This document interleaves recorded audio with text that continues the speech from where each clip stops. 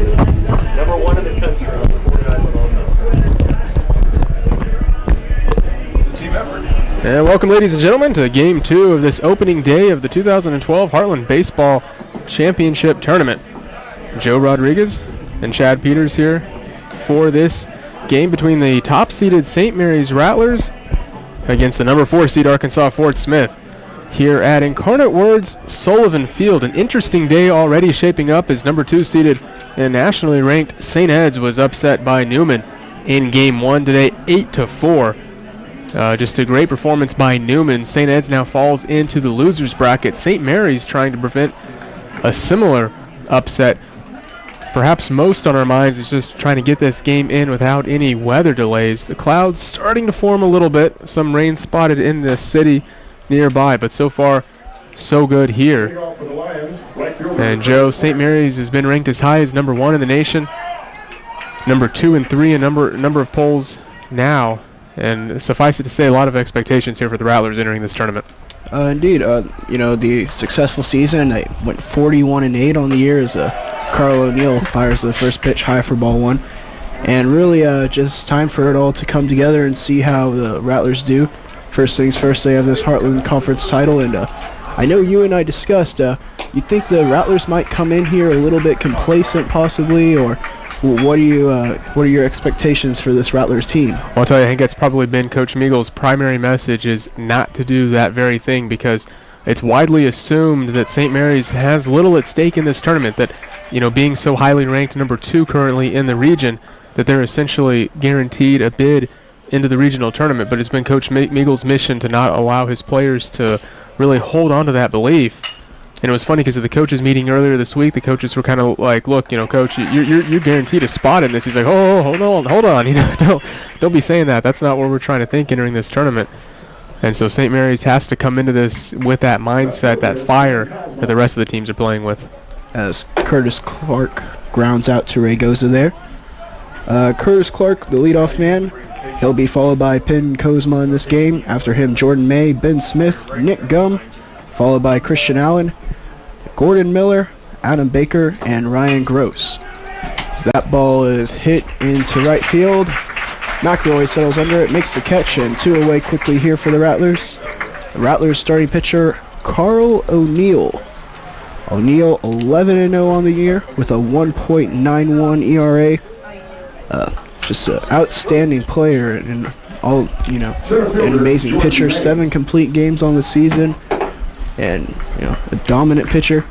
O'Neill does not appear to be working from the windup here. He is working from the stretch, straight from the start. As Ben Kozma steps in. Kozma, the left fielder, that first pitch off speed inside. 1-0 the count. And the all-conference team was announced earlier this week. You can check out Robin Johnson's story on that announcement on RattlerAthletics.com. The short end of it all, the Rattlers maybe being shorted a little bit. 4 first-team selections. It was Carl O'Neill, MP Kokonos, Billy Richard, and Renee Solis. O'Neill, the pitcher of the year. Coach Meagle, the coach of the year. But Billy Richard, not the player of the year.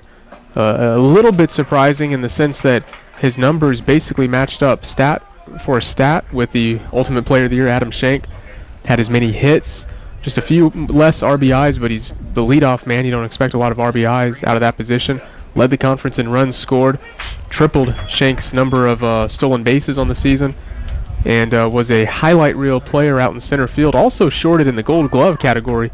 Richard, if you Rattler fans watching this, you distinctly remember that home game. Of course, I can't remember which game it was, but 2 diving grabs out in center field, single-handedly winning that game. Not a Gold Glover, though, surprisingly. So we talked about that fire that you need the Rattlers to play with. Maybe some of those things feeding into the fire that they will need to play with in this tournament. And, we were joking with Coach Meagle that, of course, St. Mary's, as this one's a ground out 2 short. Good throw there by Raygoza, one of the Gold Glovers himself. But to finish out that thought, Joe, we were, St. Ed's had 6 first-team selections, this despite not being the regular season Heartland Conference champion and all that. St. Mary's only with 4. We joked around with the coaching staff on this team, Ermis and Meagle, that, yeah, you guys better get coaching of the year with the number 1 ranking in the country with apparently so-so talent. Yep, and really just something that can maybe get these Rattlers motivated, get them fueled, to show the selection committee, hey, you guys made some mistakes here, and really just trying to come out here and, do something that you would expect out of the number one team in the nation, just to go out there and dominate and put, just put pedal to the metal. And good job here as they start with a 1-2-3 inning. We'll be back with the bottom of the first inning as you're watching Heartland Conference Baseball on Rattlers Live.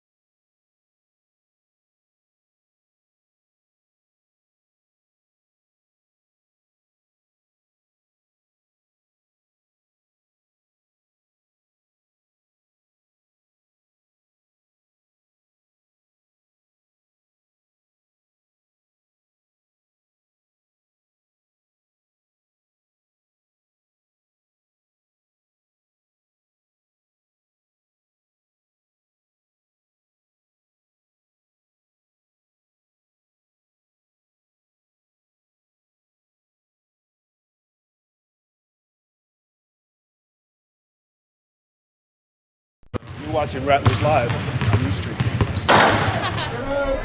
And welcome back, Rattler fans.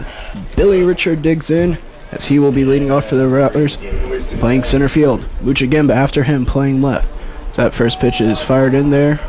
Ball 1-0 the count. After Muchagimba will be the catcher Kokonos, followed by the designated hitter Bates. After him, Regoza at short, Meagle at first, Segala at third. After that, McElroy, the right fielder, and then Maldonado will round out the lineup at second base.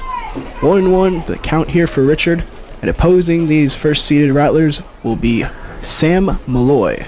Malloy on the season, a 1.97 ERA, as he's 8-4 on the year.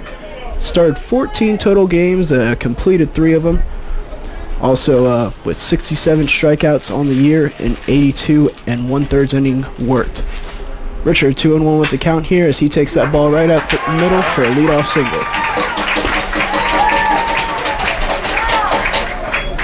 Richard, the big-time leadoff man for the Rattlers, the center fielder, as we mentioned.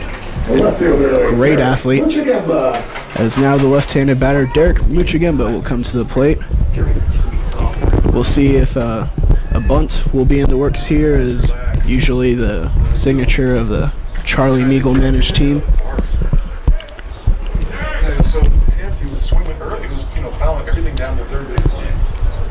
Muchagimba started the year as the leadoff second hole man as he lays down this bunt, pushes it to first base, and the ball is dropped as the glove came off the second baseman there.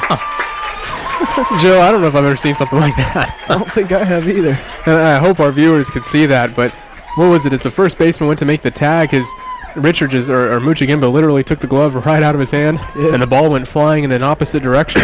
I believe it was the second baseman, and he went over to cover, and he had his glove in the path of Muchagimba, and he ran right into him and took the glove off, so thus dropping the ball. And now runners first and third, and already a early visit here from the manager. Yeah, a solid start to say the least for the Rattlers, coming out swinging with this one. Muchagimba, perfectly placed bunt there, and interestingly it looked like a little bit of confusion between the first baseman and the pitcher coming up to charge the ball. The pitcher ended up getting it and then almost did like a pirouette as he threw the ball to first base. They collided a little bit. Would have been a great play had the second baseman managed to hold on to it, maybe a glove size too big on him or something. Yeah. As Billy Richard took the extra base there, so now runners on first and third. That last one was scored as an error. And now the ever-dangerous MP Kokonos coming to the plate. Yeah, MVP at the plate. A first-team All-Heartland Conference selection out of Houston, Texas. Impressive player to say the least, batting .331 on the season. Started all 49 games for these Rattlers behind the plate. So that first pitch is in there. And a gold glove winner at the plate. Only one error all season, none in Heartland Conference play. It's pretty amazing when you think of how many times he touches the ball during the game that he didn't commit a single error. 1-0 the count. As that pitch also low, and 2-0 is now the count. And you think of him as the big bat, but no errors in Heartland Conference play. They played, over 30 of those games. So it's a large sample size for him. Mm-hmm. And just as a precursor for this game, or a little precaution, if we do drop you at all, we apologize. The weather and the unstable internet connections here could cause that. Deep drive to left field, and that will score Billy Richard. As Kokonos does his job there, and it's 1-0 Rattlers there. Muchagemba retreats back to first base, and just classic Rattler baseball right there. Well, besides the funky play there at first base. So leadoff runner getting on, moving him over, and one of the big guys bringing him in. Yeah, and Billy Richard, maybe, the Rattler fans, feel free to tweet us at St. Mary Rattlers or hit us up on our Facebook page, facebook.com/St. Mary's Rattlers. You can tell us what you think. He should have been the player of the year. Already putting his stamp on this game, 1-for-1 with a run scored. And Muchagemba now with a stolen base. There at second. Double pump there by Ben Smith. Didn't look like he transferred cleanly from his glove to his hand. As for some reason now they're waving Muchagemba back to first.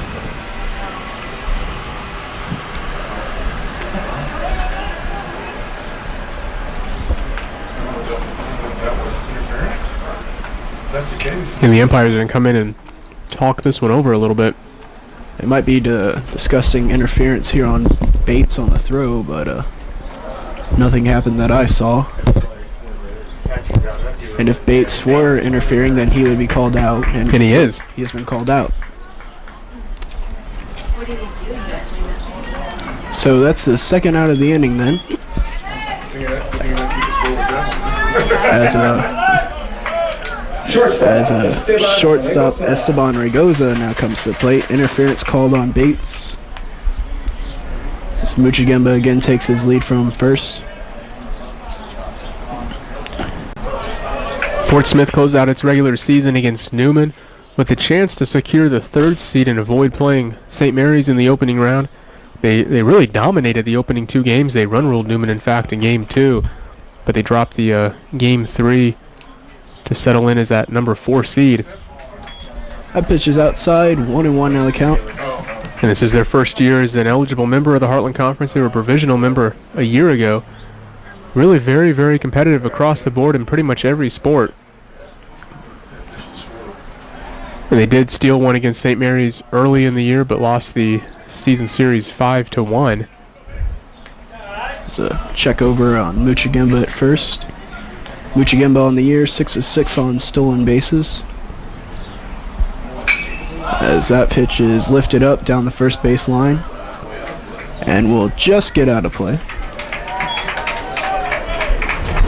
Once again, Chad, the dimensions of this ballpark, it's a very big ballpark. 335 to the poles, 390 to right center and left center, and 405 to direct center. Very nice ballpark here at the University of the Incarnate Word. Check over to Mooch again. And it's the Rattlers' 4th home away from home this year. We've played home games at Wolf Stadium, UTSA, SAISD, and now UIW. So it presents an interesting, thing for the Rattlers this season in the sense that they really haven't been able to just settle in as this one's fouled off far past right field. But you think about the practice routine, not just what it entails on game day, but just the daily practices, not really having a field that you're used to. They do get to drive right by the home field every day, but haven't been able to practice there in a while as construction has begun. But that was their practice site for times this year. So if you include VJ Keefe, they've had 5 home sites this year. as this one's taken into deep center field. But the catch is made. The Rattlers are retired, but not before they score 1 run on 1 hit and 1 error. As you're watching Heartland Conference Baseball on Rattlers Live. So Res Live thought that we'd try to build some more morale in the halls, and well, we thought, why not use the Rowdy Rattlers? 1 more minute! 1 more minute! 1 more minute! 1 more minute! 1 more minute! 1 more minute! 1 more minute! Where's your key at? Where's your key at? We still have a few kinks to work out, but I like where we're going.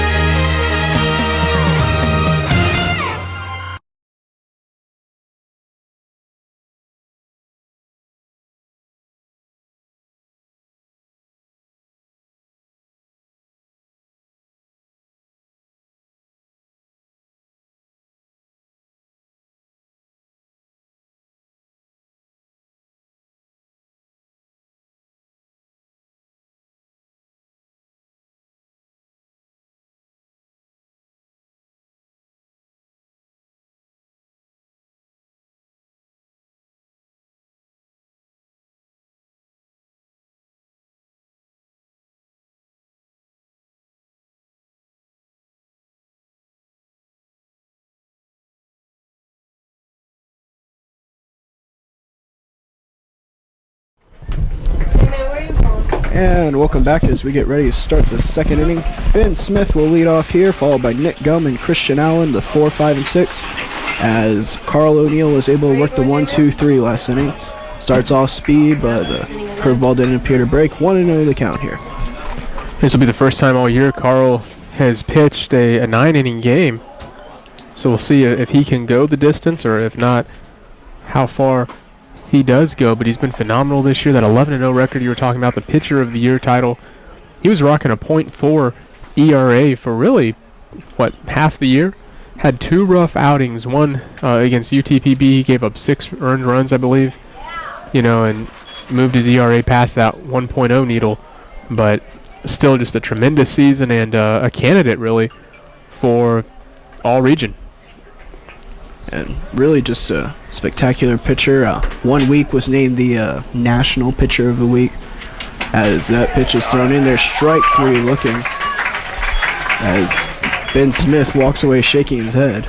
Shortstop. And now shortstop Nick Gum will face O'Neill.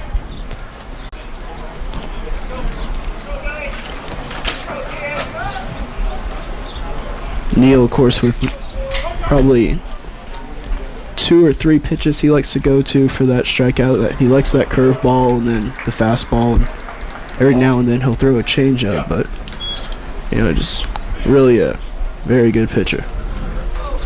1-0 the count here,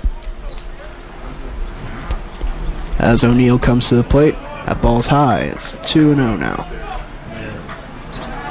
Of course, they all seem to be moving this way instead of like this. Yeah, they're moving east to northeast. Yeah.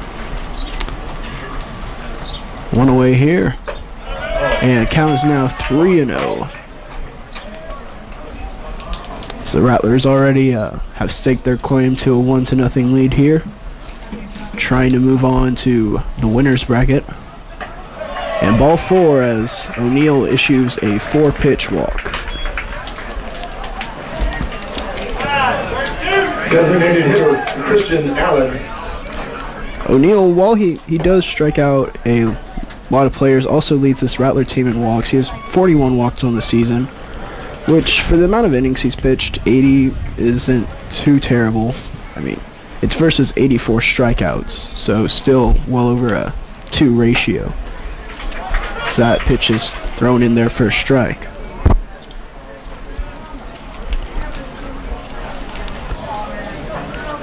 Christian Allen, the designated hitter at the plate. Nick Gum, the first base runner of the game, leads off. So that pitch fouled off, and the count is quickly 0-2 here on Allen. 4 pitches. Yeah, O'Neal, his second time to be named on the first team all-conference team. He was last year. Amazingly, St. Mary's had all of their top 3 starters on that first team in the conference, and this year he's moved up from that number 3 role into the ace position, and he and Rene Solis both on the first team. Sky Severin's the number 3 pitcher on the second team. It's not a bad position to be in when your number 3 guy is 7-0 on the year. Of course, O'Neal here, one in the dirt, and Kokonos will allow him to take second. Runner now in scoring position here as Christian Allen will try to bring him in and tie up this ball game. Allen batting .267 on the year with 22 RBIs. Beg your pardon, 18 RBIs. O'Neal checks second, comes to the plate. That pitch is grounded between short and third.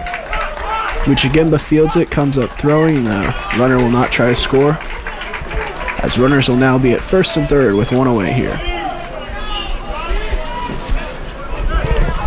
First baseman, Gordon. Fort Smith's bats a lot more lively than they were last inning.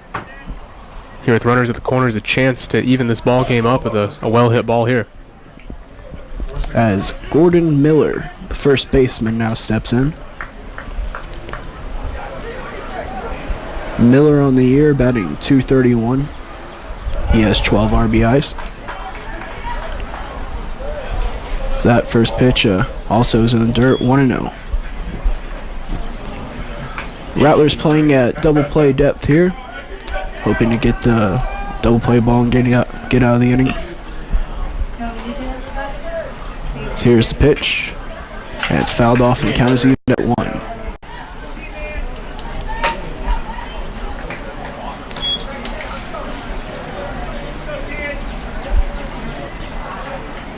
Keeps me interested in the game. Just not aware. O'Neal checks first. I'm interested, but I forget I actually have a job to do. There's a bar.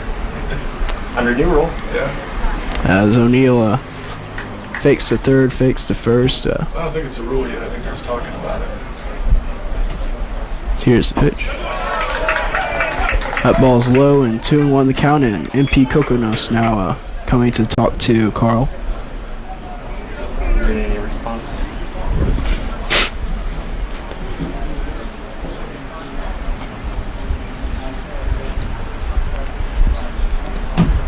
Quick conference is over, just making sure that they have the pitch they like. Maybe they are crossed up there.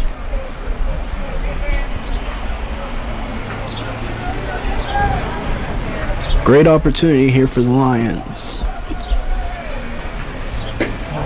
It's that pitch outside, 3-1 now the count. I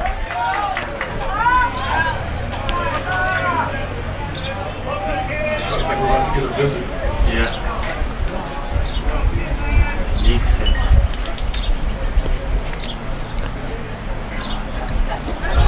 Off speed, and that pitch is also in the dirt, as O'Neal has walked the bases full. And now the base is loaded, and Adam Baker, the third baseman, now coming to the plate. We've seen O'Neal do this before, though, and work his way out of jams. Specifically, I remember one of those games against Fisher College over at UTSA. I believe he loaded the bases, had even an error fielding on a bunt, and then mowed down the next few batters to get out. Something we typically see earlier in the game from O'Neal. And then later on, once he's settled in and once he's got all of his pitches going, then he's usually much quicker. He's taking a lot more time in between his pitches here than we usually see him. Usually he works at a blistering pace, like catch the ball, get on the mound, throw. He's taking a lot of time here, and that first pitch is low, and the count is 1-0. He's struggling to hit the strike zone at this point. Adam Baker is the batter. He's batting .298 on the year, as he has 10 RBIs so far.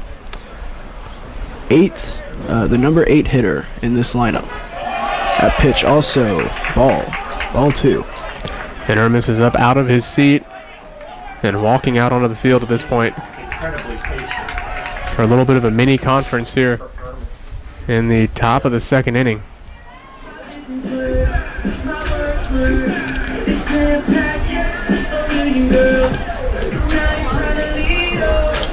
Quick conference here, just trying to calm Carl down. I mean, he's one pitch away from getting out of this inning if he just can induce that double play ball. Also just needs to work on hitting the strike zone here.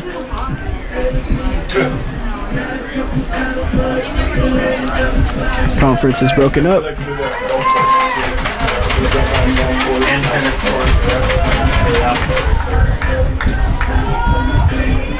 As we're ready to resume. 2-0 the count. Fired up. One away.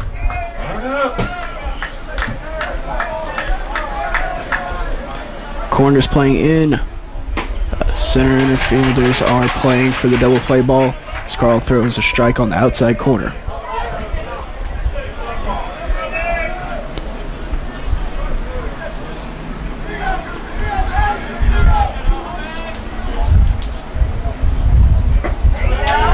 That pitch called strike 2. Yeah, whatever Ermis had to say to O'Neill, it looked like it worked. Fired 2 straight fastballs in there, 2 strikes. Ermis known to say some things in those huddles that aren't fit for air. So he knows the buttons to push to get these guys' nerves unwinded a little bit. Here's the pitch, and it squirts in between the knees of Kokonos, and the runner will score. 1-1 the ball game now.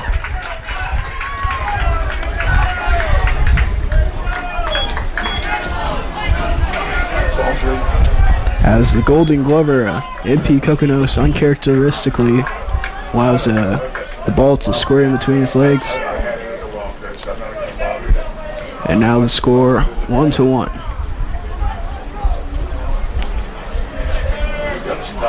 O'Neill to the plate. Swing and a miss. And O'Neill, after the throwdown, is able to record the much needed out. 2 away now, runners at second and third. And they did rule that a passed ball officially moments ago.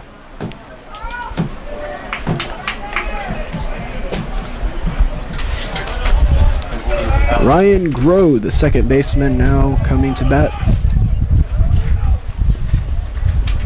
Groh on the season batting .264. So that first pitch fired in there for strike 1.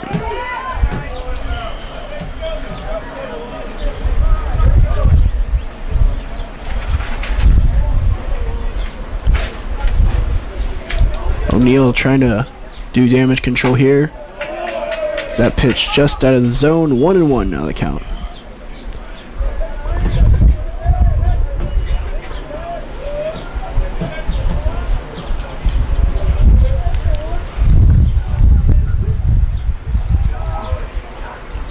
Here's the pitch.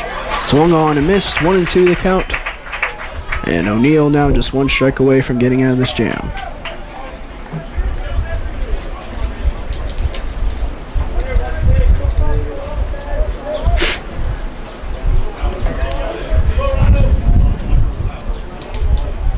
O'Neill looks in, gets his sign.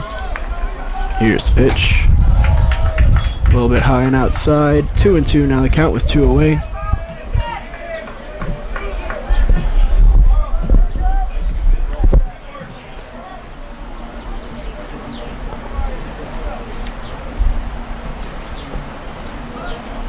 As O'Neill looks in, here's the pitch. He offered at it, but he did not go around, as the count is now run full with 2 away.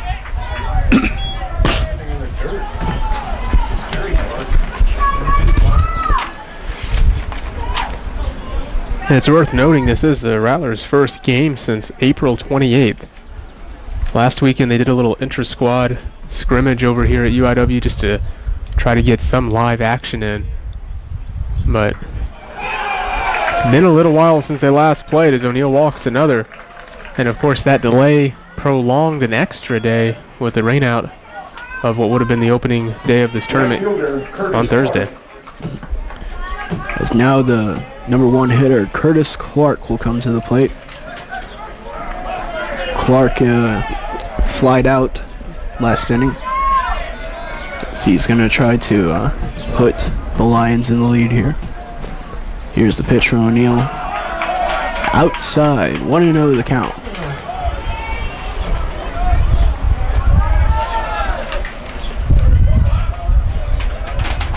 Can hear a few Lions fans in the crowd, a few St. Mary's fans as well. That pitch fired in there, strike one. Carl.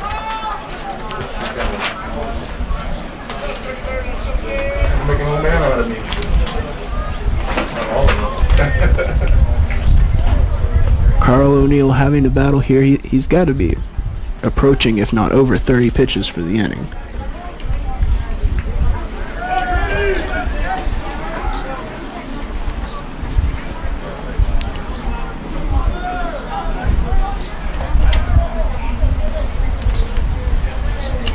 One and one the count. Pickoff play here.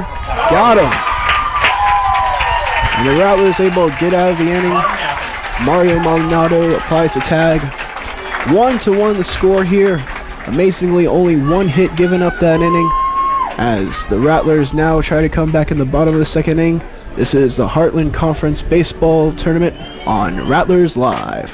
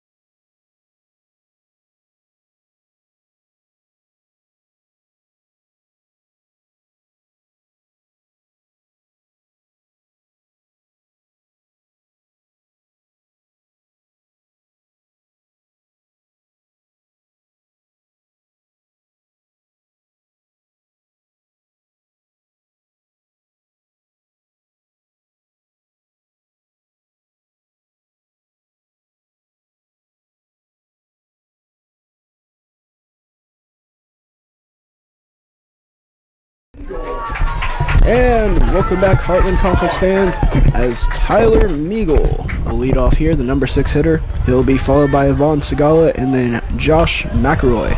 I'm joined at this time by Robin Johnson. Robin, how are you doing? Pretty good, Joe. What about you? Doing very well, thank you for asking. As that first pitch is fired in there for strike one. Bit of a struggle there for Carl O'Neill in the top of the second, as strike two is thrown in there to Tyler Meagle. What did you see out of Carl from that last inning? A little shaky, I think, in the beginning. He's probably pretty nervous, but definitely got himself out of the inning, almost, telling everyone, hey, I am in this game, able to pick off someone, which is always quite a thrill. 1-2 the count now to Meagle. Meagle, of course, started the season as the number 3 hitter. So here's the pitch. He's mowed down looking. But moved down to the number 6 spot, but still producing and still is named to the all-conference team. He was actually named Golden Glove. Golden Glove. Pretty good first baseman still for the Rattlers. Only one error for the whole season. Quite a feat. As Yvonne Segala now comes to the plate. That pitch inside, ball one. Segala in the season batting .268. Another one of these Rattlers who started all 49 games this year. As a newcomer, he's really stepped up as a third baseman, and that one almost drops there. Great catch by the right fielder there. As Segala is retired on one pitch. And now Josh McElroy, the right fielder, will come to the plate. McElroy for most of the season was batting in the 2-hole spot, but now batting 8th and providing still good numbers for the bottom of the order here. Josh was named all-conference second team this year. As that first pitch is fired in there for strike one. I think it was definitely an interesting lineup change, taking Derek from 8th and putting him into the pretty much the bunt spot, since Josh has produced so well there. But I think also Josh's ability to hit the ball hard and far really has serves better success later down the lineup. As that pitch is outside, 2-1 now the count. All of these Rattlers are solid hitters over the year. I think Maldonado is the lowest starter of all the averages at 244, but not here as they go down in order 1, 2, 3. 1-1 still the score as we in the bottom of the second, as this is Heartland Conference Baseball on Rattlers Live.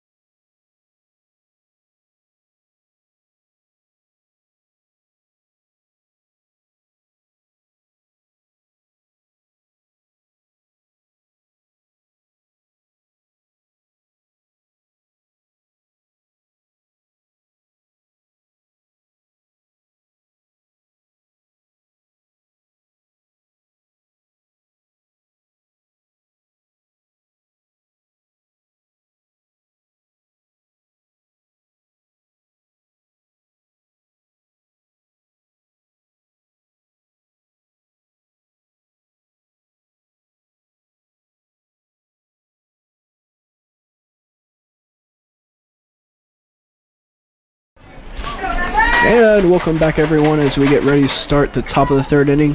Carl O'Neill back out there after a bit of a shaky inning there.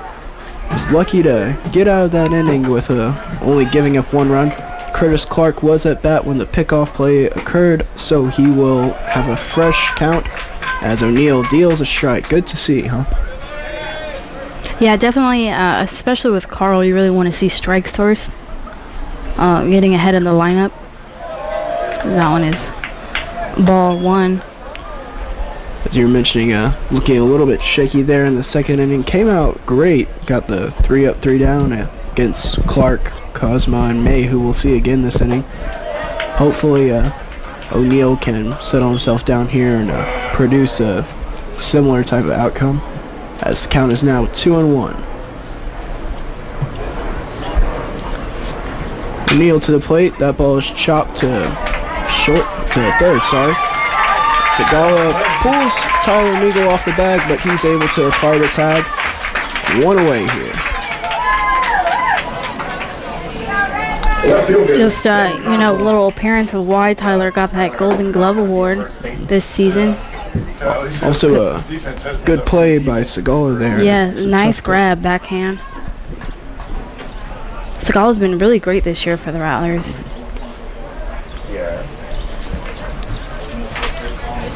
O'Neill catches the inside corner, strike 1. As Ben Cosmo now at the plate. He flied out in his first at bat. They called a strike.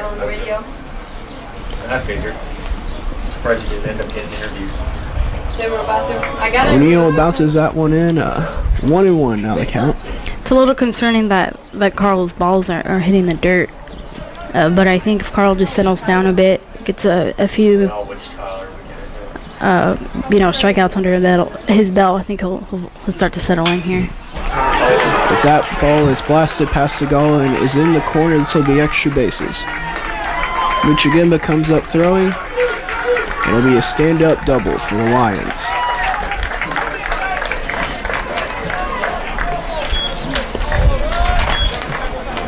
Center fielder, Jordan May. Cosmo in the year, that will be his 5th double, as now Jordan May will come to the plate. May batting .335 on the season, one of the better hitters for these Lions. Yeah, definitely one of the key hitters. I believe the Lions have Yeah, 4 hitters hitting above 300, one at 400. Curtis Clark, the leadoff man, batting .457 as this ball is fouled out of play.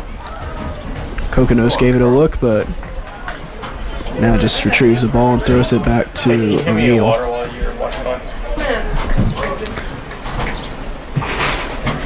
0-1 the count here, 1 away. As we're in the top of the 3rd inning.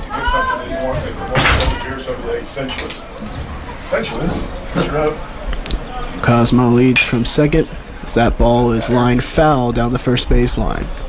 A good count for Carl, 0-2. With 1 man on second, we really need to get out of this inning. This will be a key out here. O'Neill, if he's able to strike him out instead of let the ball get in play, hopefully that runner won't advance to third. Here's the pitch. Bit high, might have been trying to get him to chase. This count is now 1-2.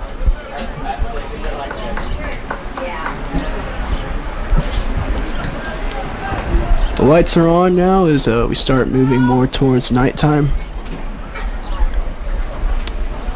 This game started 5 o'clock as O'Neill gets Jordan May to swing and miss, and 2 away now here as there's that much needed strikeout you were talking about.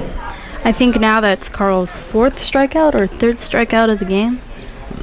Carl's been known to almost hit up in the double digits. I know he's gotten up to 10 a couple times as that is his 2nd strikeout so far today versus 3 walks. That pitch is in there, strike 1, and like you said, he got the strikeout and now he's finding his pitches. And always, as I often say on the broadcast, I think the best way to end the inning is with a strikeout. So hopefully Carl can do it here. Strike 2. Ben Smith at the plate. Smith batted .287 on the year. Also scored the only run so far today for the Lions. As O'Neill works in the stretch. Here's the pitch. Oh, and he does it. And Robin, you called it. As O'Neill's able to strike 2 out of 3 out. As we're heading to the bottom of the 3rd. Your Rattlers tied 1-1 as you're watching Heartland Conference Baseball on Rattlers Live. So Res Live thought that we'd try to build some more morale in the halls, and well, we thought, why not use the Rowdy Rattlers? 1 more minute. 1 more minute. 1 more minute. 1 more minute. 1 more minute. 1 more minute. 1 more minute. Where's your key at? Where's your key at? We still have a few kinks to work out, but I like where we're going.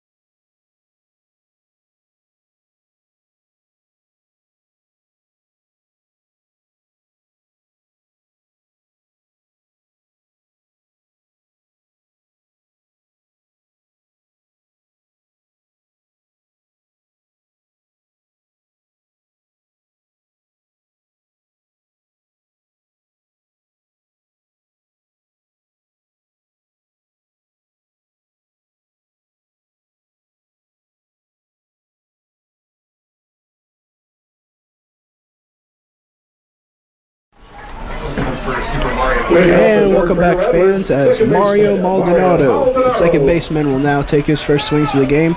This inning we'll see Maldonado followed by Billy Richard and Derek Muchigimba. We'll get back to the top of the lineup that produced that first run for the Rattlers. Hopefully they can do it again with Maldonado starting it off. Maldonado, all-conference second team for utility. In case you didn't know, Maldonado also pitches. He was recruited to pitch, but he has stepped in as St. Mary's second baseman. Done quite well as a freshman and is able to get big bats here. So 1-1 the count here now. Maldonado batting .244 on the year. Wasn't actually the starting first baseman at the start of the year, as he lifts that one into shallow right field, and this catch will be made. Maldonado actually took over the spot after Cameron Payne and others tried to start the spot, but started, I believe it was against Started again. Come on. Tarleton or someone, and ever since then the spot's been his. As now Billy Richard, who as you said sparked that first inning, is now at the plate, and he will look to get the Rattlers going with one away here. First pitch is in on his hands and he pops it straight up. Pitcher makes the catch, knocks his catcher's mask off in the process, but play is made, and 2 away here. Talking so much about Carl, on the flip side, the bats really need to start connecting for the Rattlers as well, as this inning could be a 3 up, 3 down as it was in the second, and Rattlers really can't afford that. Fort Smith made it to the tournament for a reason, and we really need to get ahead of the game here. As now Derek Muchagimba steps to the plate. He had that strange play, was able to reach on to air his first time up. Sam McCloy, the pitcher, has done a good job of kind of calming these Rattlers down after that first inning. So that first pitch is high and it's ball 1. That pitch outside and counts quickly 2-0 here for Mooch. Should Mooch reach, then it'd be MP Kokonos to follow. That pitch catches the inside corner, 2-1 now the count. Been noticing this game and as well as last game, the umps seem to like that inside corner as part of the strike zone. Derek chops that one foul. Just narrowly misses some parked cars. This count is now 2-2 with 2 away here for Muchagimba. These umpires being very generous on the corners so far. As that pitch is lined into deep right field. And gone! Way to go, Derek.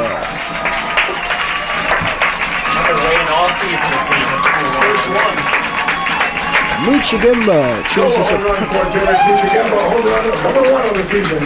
Muchagimba chooses a great time to hit his first home run on the year, as the Rattlers now lead by a score of 2-1. And I think that is, Joe, what that spark we were talking about that we needed so bad. I think a homer will quite do it there. The Rattlers are back in the lead. And, one of the best hitters up now in Pete Kokonos. And Coach Meagle looking like a genius right now, inserting Muchagimba from the 8 spot to the 2 spot, getting that kind of result. As Kokonos just gets under this one. Shortstop has it in his glove. The Rattlers retire, but not before Muchagimba is able to have the Rattlers strike. They score the 1 run off of the solo shot and lead now by a score of 2-1. We're going to the top of the 4th. You're watching Heartland Conference Baseball on Rattlers Live.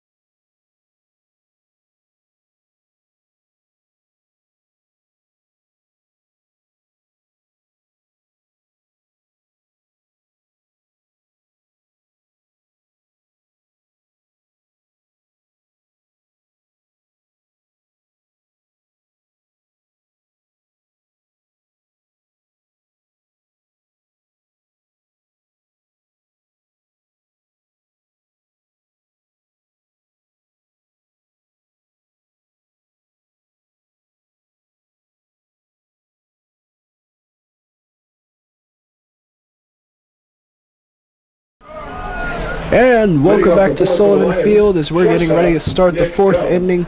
Nick Gum, the shortstop, will lead us off. He's facing Carl O'Neill and the Rattlers, who now lead by a score of 2-1 off of the power of a Derek Muchigamba solo shot in the bottom of the 3rd inning. What was that one called? Ball 1 thrown in there by Carl O'Neill as he's getting ready to try to settle in here. We'll see Nick Gum, Christian Allen, and Gordon Miller all take their second at bat this inning. That pitch also high, the count now 2-0. Come on, Carl. Carl was able to snake his way out of last inning as well. 2 strikeouts, I believe, was it, into the inning very nicely. Hopefully he can keep it going. That was a check swing, but count now 3-0. He's up at the head. Carl, instead of being low and in the dirt like earlier, now high. As that pitch manages to drop in there, 3-1 now the count.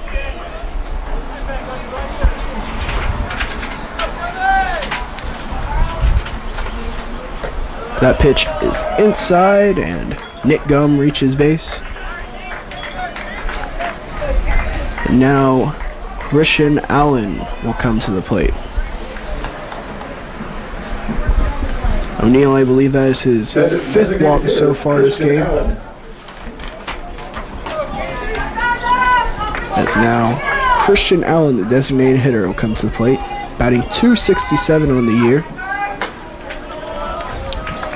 As that first pitch is in there for ball 1.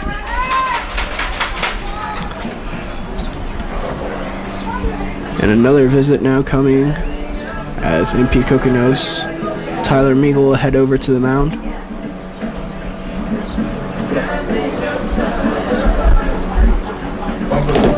Yes, so we will take a break here. See what coach's decision will be. He's not happy. It's about as animated as I've ever seen him right there. It's very animated right now, as probably hear Scott Fonger saying he just took his finger and poked Carl in the chest and did it again, trying to get him going here. Pretty sure he's saying, hey, shape up. This is the Heartland Conference Tournament, and we need you right now. And they really do. I mean, you can't have your starting pitcher taken out after 4 innings, or after 3, really. Especially in a game of attrition, a tournament of attrition, that is. Some activity in the bullpen for the Rattlers as Bumpus has started warming. And That one looked pretty damn good to me. that pitch in there for ball 2, a little bit low, I guess.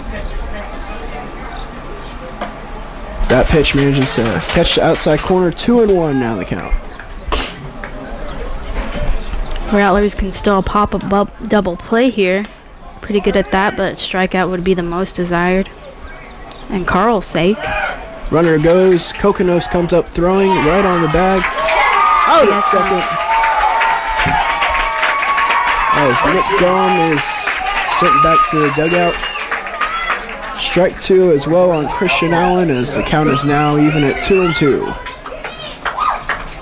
And again, Rattlers making plays on the base pass. That pick off earlier, and now Nick Gum being thrown out stealing from second. His arms howitzer up there. You know, the Rattlers are really seeing the field well here.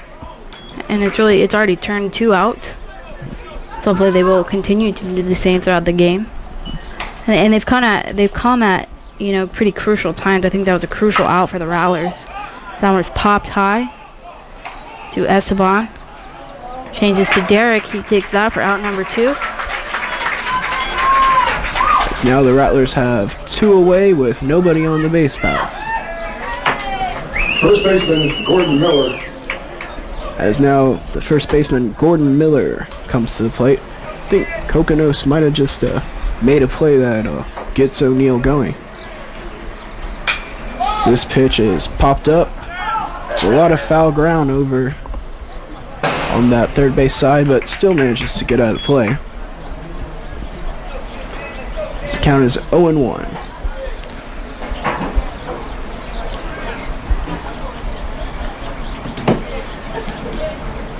I think that caught stealing definitely charged Carl. Now ahead of the count, 0-1. with 2 outs. Changed very quickly. Now 0-2. Things can change really quick in baseball, and I think we've just seen it, Joe. Anytime an out or a steal occurs on the base paths, then it can very much shift the momentum one way or the other for one team. As here's the pitch from O'Neill, as that pitch is spoiled by Miller, and we'll do 0-2 again. As O'Neill now working at that quicker pace that we're used to seeing him work at. Looks in. Here's the pitch.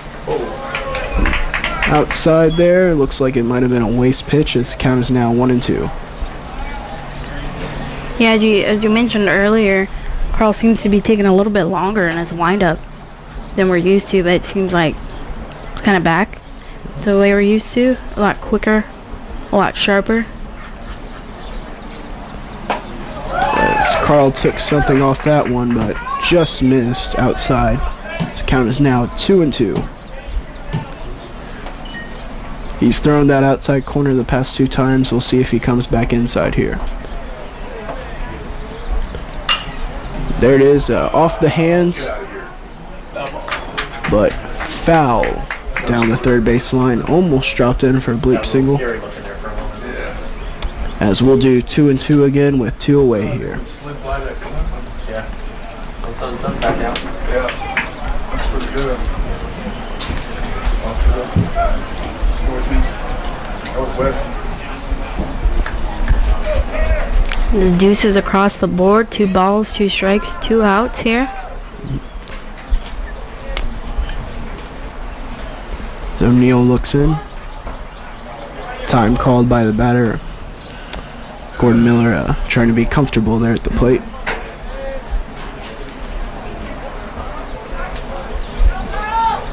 As O'Neill pitches. Strike 3. Tag is applied on the drop third strike. And O'Neill able to work his way out of the inning. The Rattlers still lead by a score of 2-1 as you're watching Heartland Conference Baseball on Rattlers Live.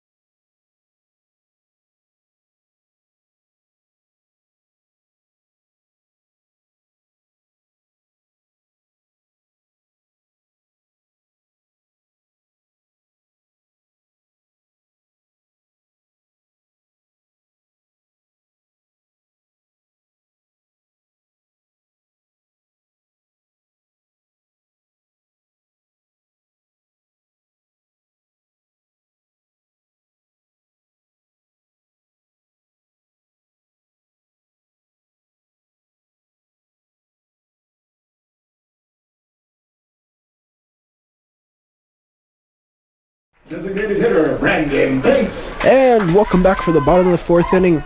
The designated hitter, Brandon Bates, leading off. After him will be Raygoza and then Tyler Meagle. Back out there again is Sam McCloy, the pitcher, as Bates takes the first pitch, called strike 1.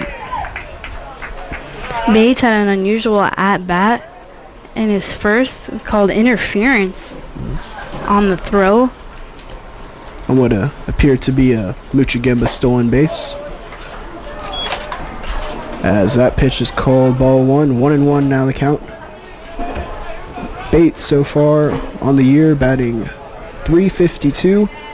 He's started all 39 games to the Rattlers, most of them at designated hitter, but also moves over to play first base when Muchagemba pitches. As now ball 2 is called. Again, just dispelling the diversity that the Rattlers have on this team. There he is right there. Very versatile team as Bates takes this one foul down the first base line, well out of play, and count is 2-2. He'll probably be coming back up here rather than wearing. If you need to check in with him, I go. Find him. Bates, 37 RBIs on this team. Second on the team only to MP Coconuts, who led the Rattlers with 47. That pitch just misses the zone, and 3-2 now in the count. That one was coming high. Well, That curveball almost caught the plate there.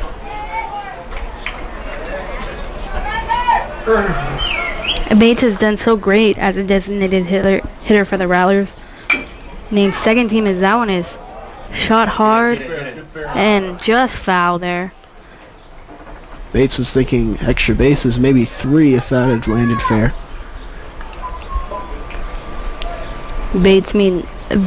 Bates made second team all conference, released just yesterday. Very impressive year for the transfer student. First year as a Rattler. I believe he's just under Billy Richard in batting average. He leads the conference in hits at the 3rd place. Bates batting .352 on the year, but Richard bats .366, so you are correct there. So we'll do 3-2 yet again.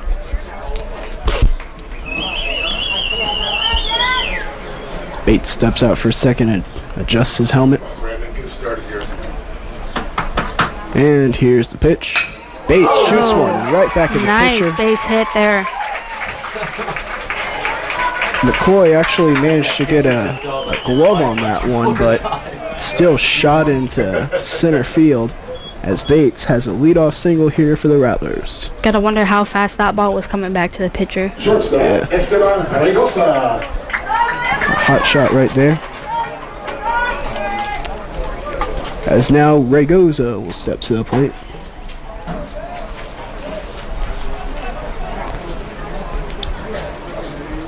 This just in from Sports Center, LeBron James has won the NBA MVP award. Congratulations to LeBron and the Miami Heat as they will move on in the second round. But the first pitch to Raygoza in there for strike one. Congratulations. I'll probably get a text from him within the next 5 minutes. Runner on first base. Bunt shown but pulled back. 1-1 still a count. Also to our own David Tovar, Scott Fonger says congratulations on LeBron. He looks forward to your text. As the Rattlers lead here by a score of 2-1.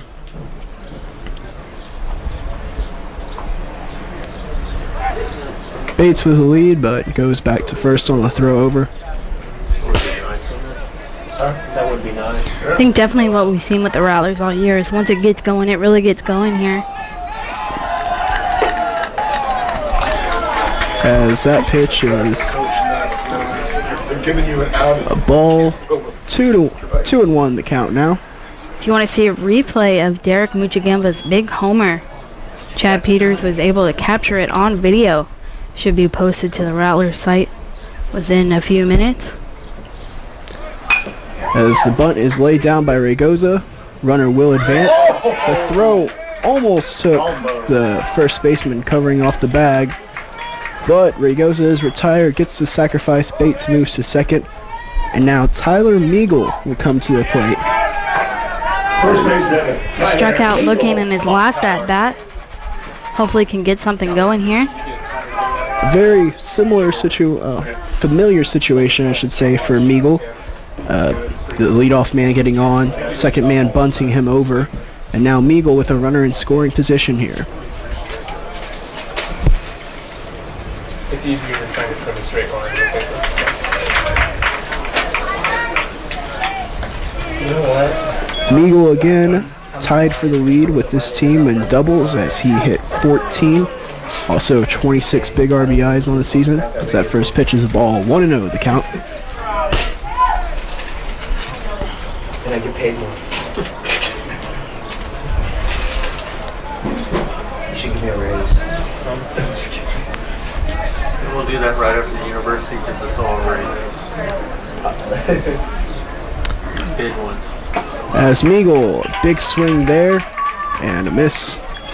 Count is now 1-1 with 1 away here. Has a big swing. It sounded like he connected a little bit. Yeah, just got a piece of it, just got under it.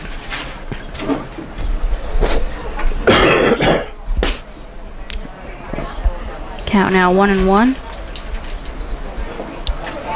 So that pitch low and inside. This count is now 2-1. That pitch bounced in there.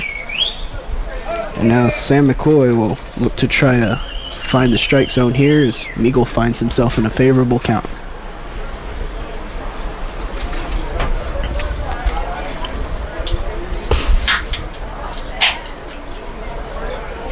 He's got heat down there. What's that? Heat brings in. As Meagle fouls that ball off, out of play, and the count will be 2-2. Meagle looking to get going right now. That was heat. A somewhat tough year compared to his last year here. He batted, I believe, .213 on the season. Again, another Rattler to, start all 49 games. But again, the defense from Meagle at first base also plays left field. So that pitch is inside, and the count is now full. And saying that Tyler had great as a year, however you want to say it. He is very patient at the plate, leads the conference in walks. To know that it's still there. 39 walks from Meagle. Second closest Rattler is Richard with 29. Again, impressive. The on-base percentage for Meagle is very good. He fights that one off, spoils the pitch. Count is 3-2 still. The runner on second base, Bates. The Rattlers leading 2-1. Meagle trying to extend the lead.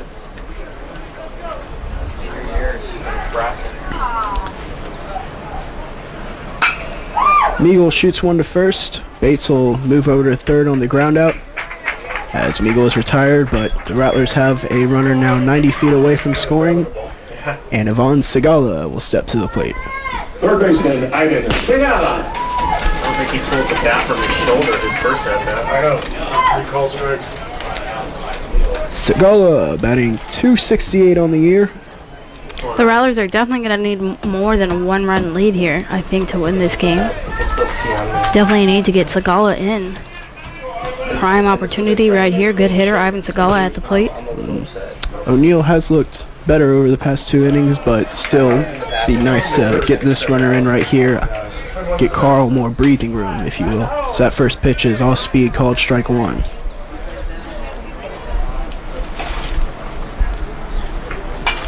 Segala fouls that one off, and it's quickly 0-2 here. McCoy trying to work himself out of a jam here as Bates was able to lead off and get on. Moved over on the bunt by Ragoza. So here's the pitch, and Segala lifts one into right field, but right at the right fielder, the catch is made. As Bates is stranded off after a leadoff single. 2-1 still a score as we go to the top of the 5th. Your Rattlers lead as you're watching Heartland Conference Baseball on Rattlers Live.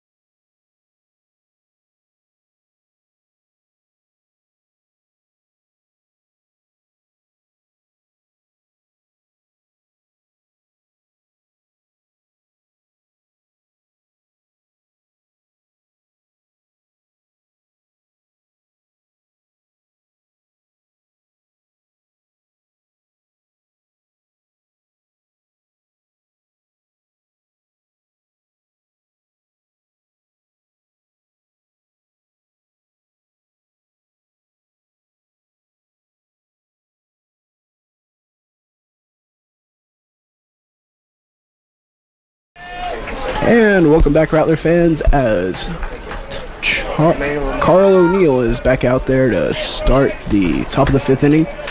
Adam Baker leading off. He'll be followed by Ryan Groh, and then Curtis Clark, the leadoff man. Baker on the season.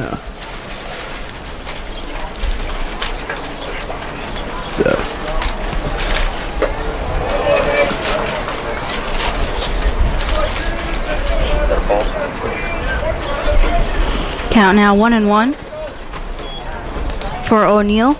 O'Neill ended the last 2 innings with strikeouts. Been really picking it up here.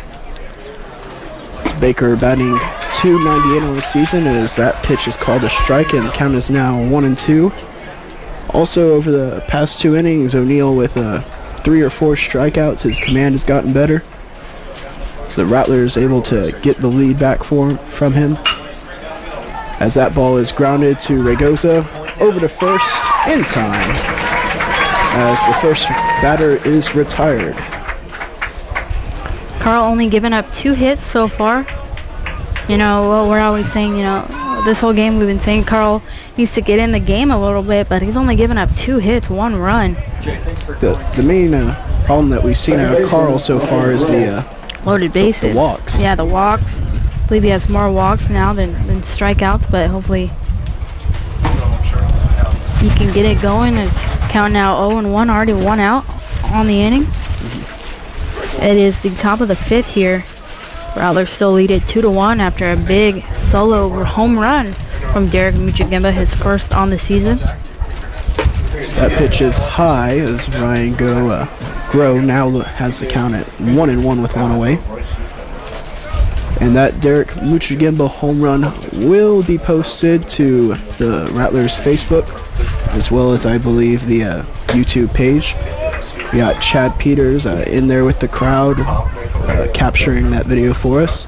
So the count is now 2-1 here for Ryan Groh, the number 9 hitter.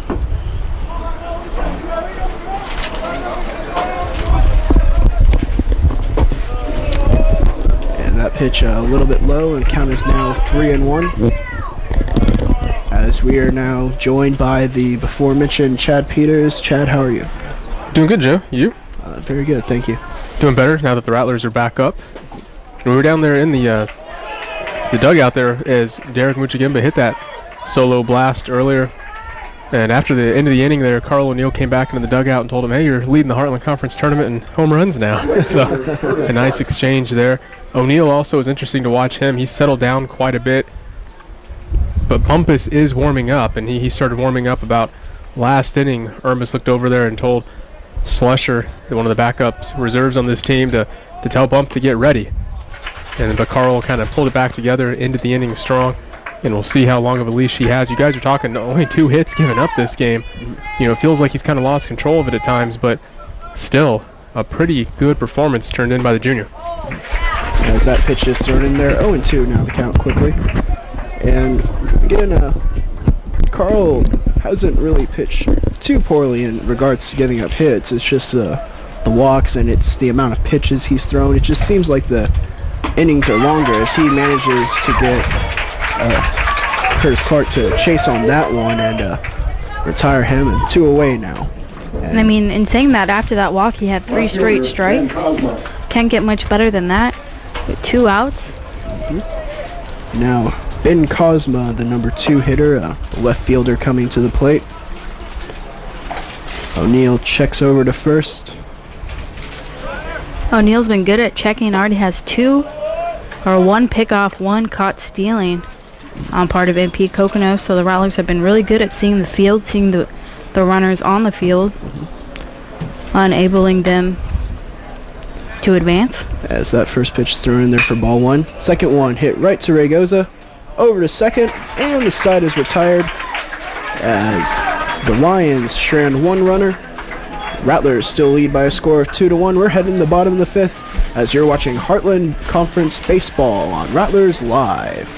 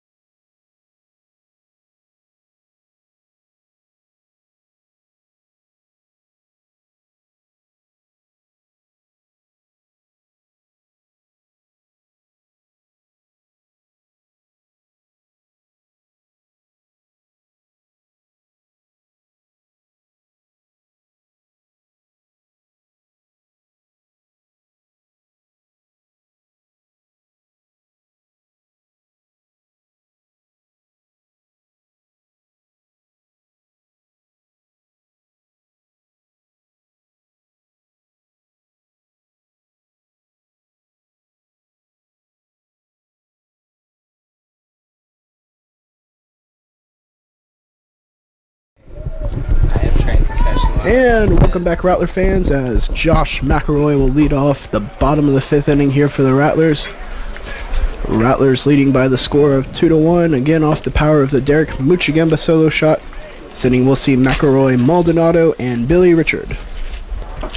And Joe, going back to that thing we were talking about there with Bumpus being told to warm up, you know, Robin, we were talking during the break, really probably motivational tactic by Coach Ermis above everything else. He just wanted Carl to kind of visualize, you know, a potential replacement starting to warm up, and only the 4th inning at the time, McElroy hits this one into pop-up territory. And it worked, as O'Neill's really been terrific ever since. As McElroy is retired, and now Maldonado will come to the plate. And again, just another good way by the Rattlers staff that we're talking about, just pushing the right buttons, getting their players to perform in this tournament, which some say doesn't matter for the Rattlers. As now Maldonado, the second baseman, steps in. Here's the pitch. He takes the first pitch into right field, and he has himself a single, big turn at first. And now Billy Richard, the leadoff man, will come to the plate.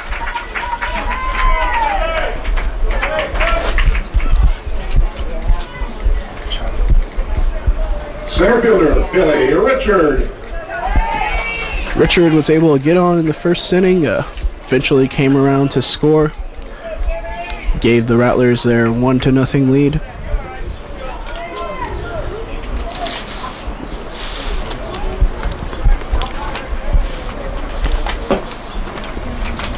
As here's the pitch. Catches the inside corner, called strike one. As Robin alluded to earlier, we'll have some video up on the website later on. We got some cool shots down there of one of Carl's strikeouts and Derek's home run and some of the celebration that followed. As a check over to first on Maldonado.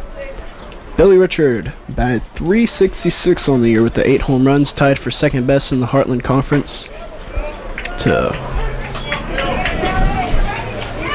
As he looks in there and called strike 2, and 0-2 now the count here. So he'll choke up on the bat. Yeah, we started the broadcast talking about Billy Richard, and perhaps Rattler fans with the argument that he should have been the player of the year in the conference. Led the league in hits, led the league in runs scored, and had 11 stolen bases. Just a great all-around year. I think his fielding very, very underrated, and you have to look no further than the fact that he did not get the Gold Glove out there. I mean, he has been a highlight reel center fielder out there, diving play after diving play, and perhaps playing with a little bit of a chip on his shoulder. Today got a hit in his first at bat.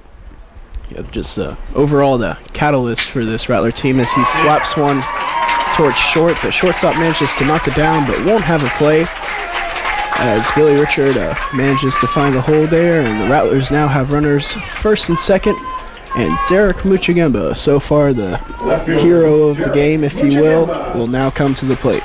Yeah, the tournament leader in home runs. See what he can do in his encore. As you can hear the Rattler fans saying, "We want another," to Derek. It's now a pitching visit here for the Lions. A slow walk out to the mound here.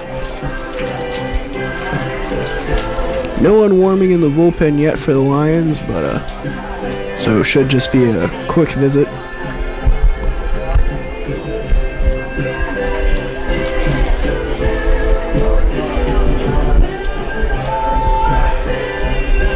And the umpire making his way out to the mound now to break this one up. The Rattlers, I think, not playing like a team that feels like that they have the automatic bid locked up. Looking pretty good out there. You'd like to see a few more runs on the board, but I think all in all, great defensive effort so far. O'Neill's been a little iffy at times, but I like the resiliency. You know, I mean, I think it's very easy for a guy to come out, maybe not be on the top of his game, and just come unglued, and he's been the opposite. He wasn't on top of his game early, bounced back, got settled in, and is really starting to get on fire now. And it's really something that you'd prefer to see now in the Heartland Conference Tournament as opposed to regionals. I mean, it's a good thing that this team right now is getting tested in a close ball game, 2-1. if they come back, win this game, confidence builder, I mean, get more and more experience like the conference experience that they were able to get from last year. Billy Richard, evidence of that. And really just a good overall thing for the Rattlers, honestly. Of course, you'd like to see them capitalize here and maybe blow this game open.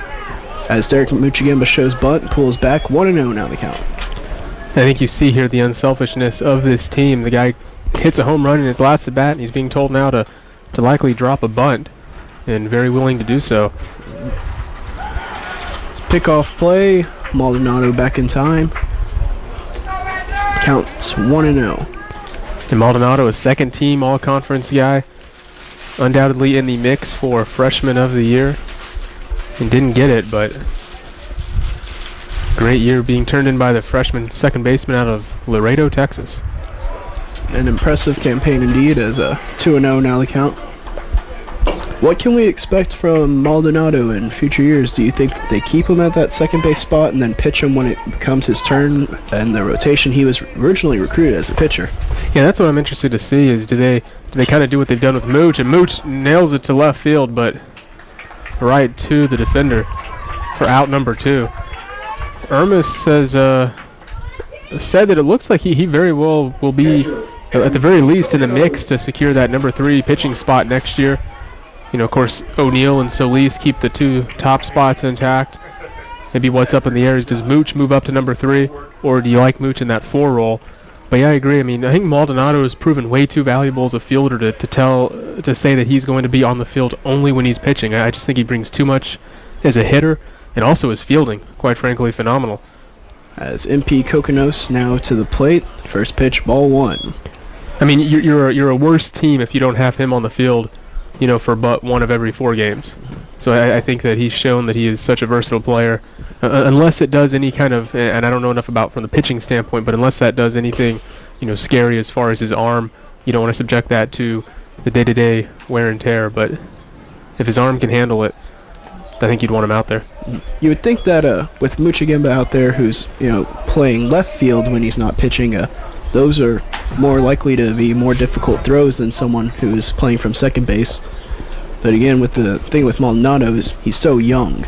Like, he's going to be a sophomore next year. I mean, it's amazing the youth this guy has as this pitch is fouled off. Well, it's funny how things work out, too, because we've been told he would have been in the mix, you know, for a starting pitcher role, or at the very least a relieving pitcher role this year, but he got hurt when he came in and wasn't able to really secure a pitching spot, so he got relegated to, you know, kind of fielding duties when no one was able to take over that second base role, and he just turned into a flat-out stud at second. Once they, and if I remember right, at the beginning of the season, I want to say they actually started him in the first game or 2, and maybe he made an error or did something. They kind of pulled him and tried out some other guys, went back to him, and after having had that small taste earlier on, has just been sensational. I know Payne and I believe Breedlove were in there for a little bit, but then went Maldonado and just never really looked back, has he, so far.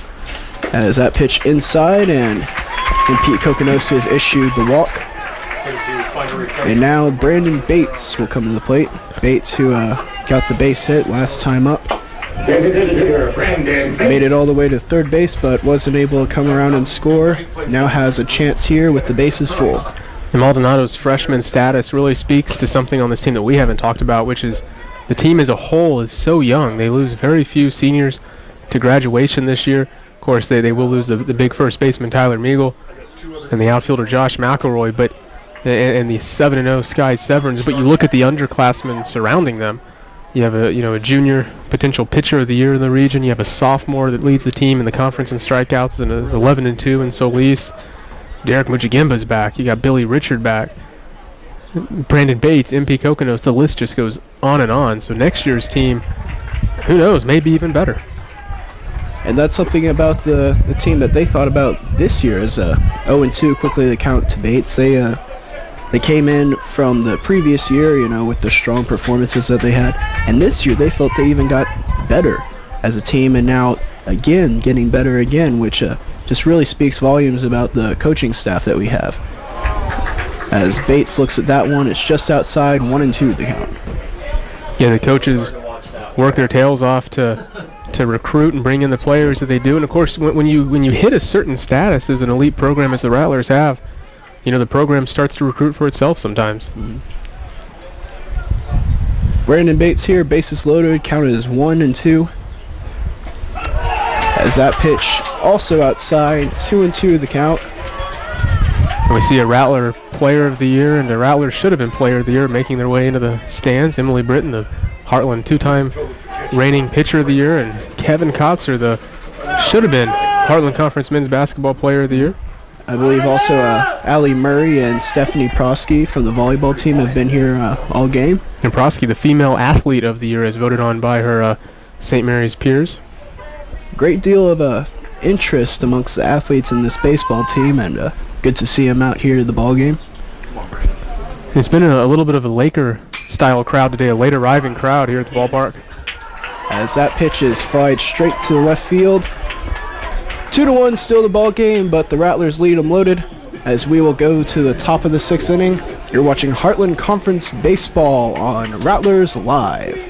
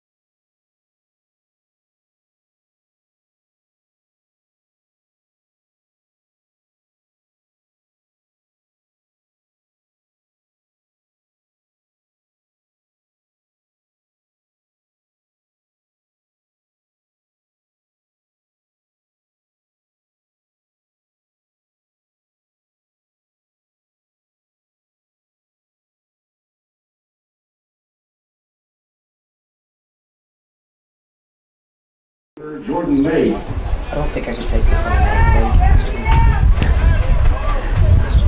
And welcome back to the top of the 6th inning, a fast-moving ball game here. The Rattlers up 2-1 here on the opening day of the Heartland Conference Baseball Tournament.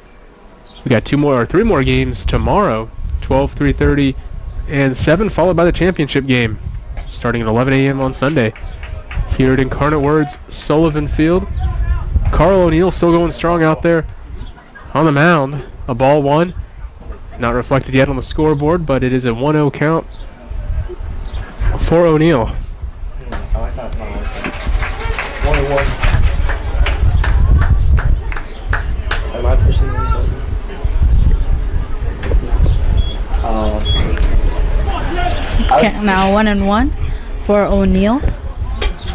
Been really starting to charge back in this game. That one is hit far. Hopefully Muchagimba does got it there. It's a little scary back at the warning track. Yeah. O'Neill has not given up a home run this season, and it will stay that way. Okay. Hit strike twice. And Muchagimba on that one keeps himself as the Heartland Conference Tournament home run leader. Is Joe Rodriguez, yeah, moving over to the scoreboard. Really stepping up his game today. Helping out our friend Holden. O'Neill with a swing and a miss there, I believe. 1 away here. That's right. And again on the season, the numbers for O'Neill pretty awesome. 1.91 ERA, 11-0 on the season. 80 innings pitched, 84 strikeouts to 41 walks. Of course, the thing with him is he had 2 games in there essentially that almost entirely accounted for his earned runs on the season.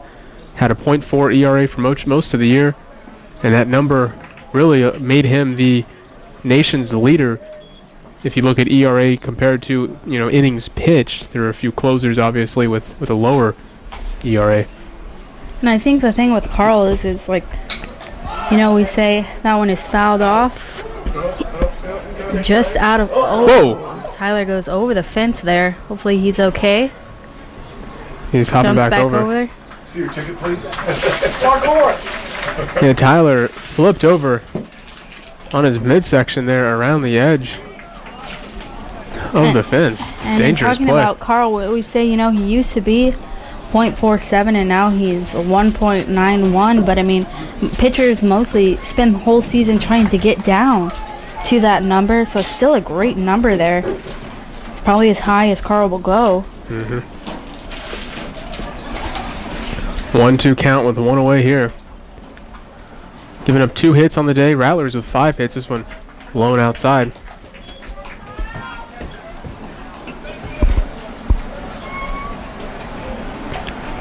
Bumpus, it looks like, still warming up Now an appropriate in the time, bullpen. because it is already the 6th. Jeremy Narvaez joining him as well in the Rattler pen. Full count. Wondering if we're going to see JP, Jonathan Perez, today out on the mound. That one just past Segala for a base hit. 1 out here at the top of the 6th. Rain was suspected, but it did not roll through. The heat is still humid. Did not cool down at all. Yeah, it's shortstop Nick Gum at the plate now. Hitting .361 on the season, a .500 slugging percentage, 27 RBIs. It's 3rd best on the team. 30 walks leads the squad. Also, so the subject of our little cover spread, each team with a big pull-out photo in the program. And Nick Gum is the Fort Smith representative. 0-1 count to Gum.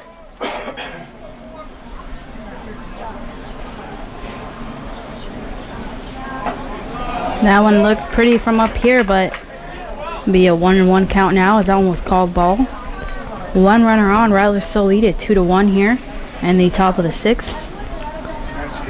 Fort Smith 27-20 this year, 10-12 on the road. A big strike there. 19-16 in Heartland Conference competition. You can contrast that with St. Mary's, a 41-8 record. Now they're trying to match what they did last year, which was go 47-10 for the single season winning percentage mark, the best mark in team history. Winning percentage of about 82.5%. They're right on pace to do that again. We'll see if they can accomplish that this year. They're 23-3 at quote-unquote home. Big hit by Gum, but right on a line to left fielder Derek Muchagemba, who nabs his 2nd out of the inning. Hitter, Christian Allen. And the DH coming to the plate, Christian Allen. And you were calling the Fort Smith record, still an above 500 team. Does have a win over the Rattlers. An upsetting loss earlier in the season, so they are a team capable of upsetting the Rattlers. That's why the Rattlers need to get a bit more than a 1-run lead here. Takes that one for strike 1, counting out 0-1. 2 outs. Yeah, back on March 30th, they beat St. Mary's 3-1 at home. Really, all of the games between these two teams, very low scoring. The most runs scored in any game is 6. St. Mary's winning 3-1, 6-4, and 2-1 early in the season. And later, St. Mary's winning 2-0, dropping a 3-1 contest. And then I stand corrected, 8-3 was the St. Mary's victory, so 8 wins, 8 runs being the most scored, but still a pretty low-scoring series, all things considered. And this one hit right to Maldonado, And that will do it here in the top of the 6th inning. Carl O'Neill gives up a hit there, but the Lions end up stranding 1 run on 1 hit. No runs, no errors. Will O'Neill be back in the 7th? We'll find out in a little bit. But first, the Rattler bats coming up to plate here in the bottom of this inning.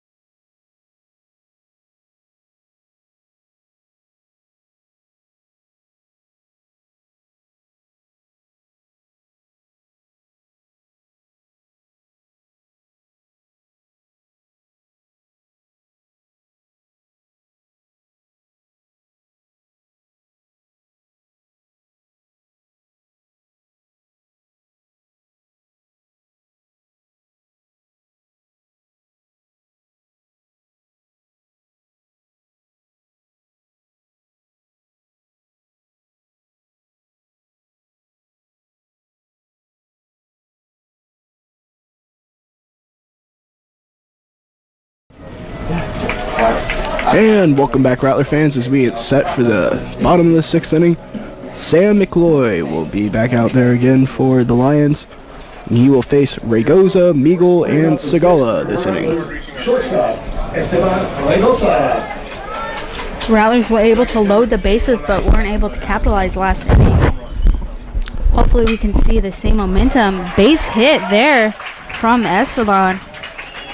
A great way to start the inning with a shot to left for a base hit. First pitch, saw what he liked, took it right into left field. Tyler Meagle now at the plate. Saw him jump over or fall over the foul fence.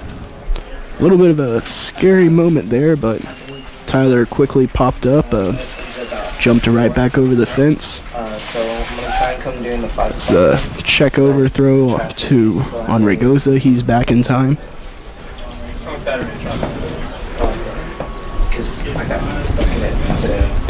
So here's the pitch. Meagle showing bunt as he pulls back and 1-0 the count now. Meagle doesn't bunt too often. I was about to say. So quite an interesting technique here. If he is going to go for the bunt or if that was just a show. Very interesting indeed. Rattler's playing for the single run here. So now he's swinging away and drills one right to the center fielder. And the catch is made. Throw over to first, not in time, as Raygoza's back in standing up, but Meagle gave it a ride, just barely missed out on a hit. Looked like that was about to drop, but that was a great catch by the center fielder there. And good base running by Raygoza. First, broke towards second as if it was going to drop, but then able to get back to first base in time. As now the third baseman, Ivan Segala, will step to the plate.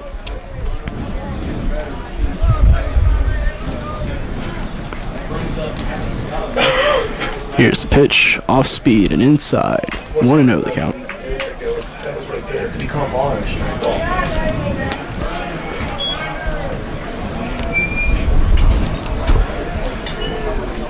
It's going bad. It's really goes bad. And that pitch catches the outside corner, 1-1 to Ivan Segala.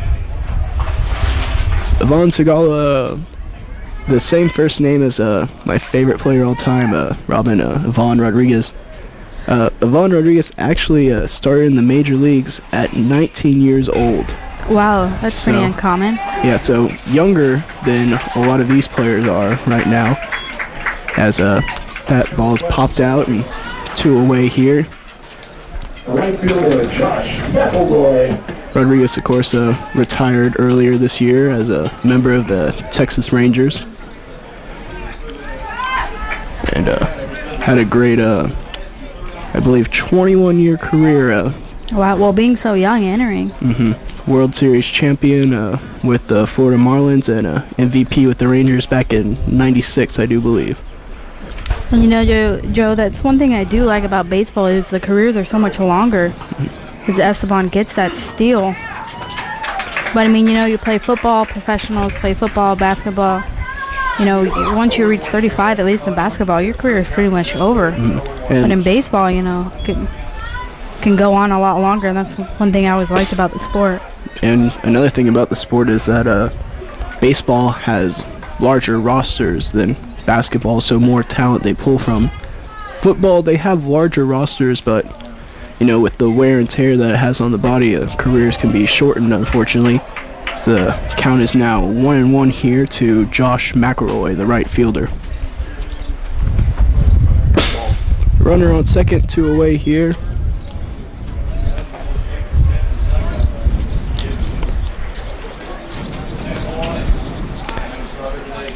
So here's the pitch.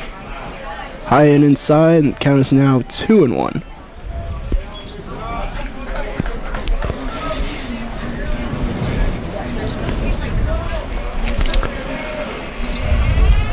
Two to 1, the Rattlers still lead. That's we're in the bottom of the 6th. Looking to expand that lead. Raygoza in scoring position here. McElroy at the plate. That pitch taken straight to second base. Throw over to first. Side is retired. 2-1 the score remains as we head to the top of the 7th. Carl O'Neill heading back on the mound as you're watching Heartland Conference Baseball on Rattlers Live.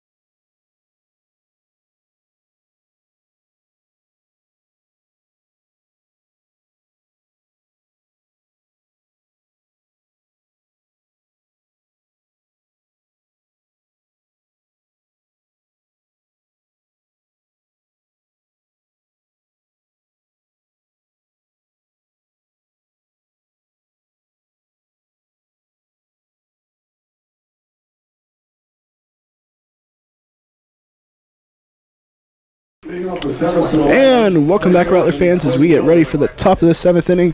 It'll be Miller, Baker, and Grove coming up. 7, 8, 9 as Tyler Meagle, beg your pardon, Carl O'Neill faces the bottom of the order. That'd be quite something if Tyler came in and pitched to the 7th inning, wouldn't it?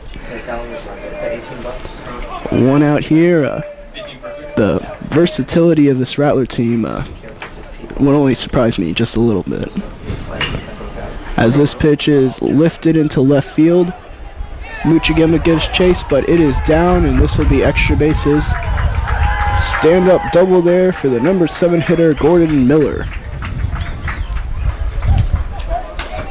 Was expecting that one to go foul there, but it does not. Just kept hooking and just landed in there. Lions get a leadoff double. The Rattlers got a leadoff hit last inning, unable to capitalize, and something they really need to work on here. Getting things like leadoff hits, but hopefully the Rattlers can shut down the Lions on this leadoff double. O'Neill been consistently picking it up here in the 7th. Pitching, Carl's been known to pitch complete innings in the regular season, often going the complete 7 innings, and I always thought that was just preparation for games like this, where now he's going to play 9 innings. Seems to be working out quite well. As now Adam Baker is coming to the plate. 1-0 the count for him. A lot of strategies the Rattlers could employ here. If they really needed to, they could have Bumpus pitch the 8th, who's been retired, and then Jonathan Perez, who's also been very, very good, pitch the 9th. As the bunt is laid down, Segala over, makes the play, throws to Meagle in time, and the out is recorded, but the runner moves over to third base. Now a sacrifice fly will get the run in. It'll be up to Ryan Groh, the number 9 hitter. Second baseman, Ryan Groh.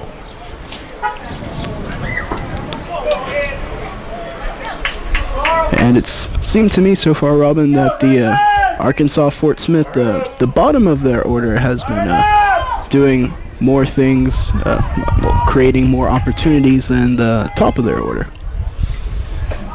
So that first pitch is inside, ball 1. With this only being a 1-2 game here, that man on third is not looking pretty for the Rattlers. That's why they really need to charge up the bats and get some more runs here. It's not too common that the Rattlers only score 2 runs for a game, as that one is popped up high for Esteban. He nabs that one, the Golden Glove of the conference this season. 2 outs now, runner still on third. Really a big out there for the Rattlers. Puts the sac fly out of play, and now just 1 out away from getting around this leadoff double. As now Curtis Clark will step to the plate. Clark, an amazing .457 average this season. So he will be looking to do some damage here for the Lions. Only played in 30 games though, presumably injuries, as that first pitch is fired in there for strike 1. For all Clark's average numbers, he's only had 2 extra base hits so far on this season. He's had 2 doubles and 11 RBIs, but that's kind of typical of your leadoff man, as that pitch is just misses, and it's 1-1 now.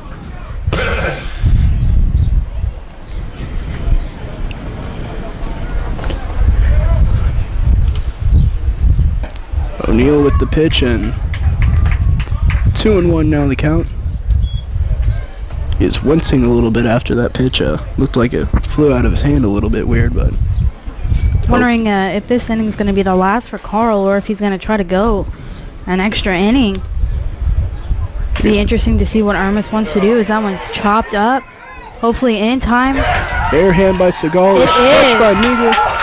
Great stretch by Meagle. Third out, the crowd is getting pretty excited here. And a great play there, web gem to be sure by the Rattlers. They preserve their 2-1 lead.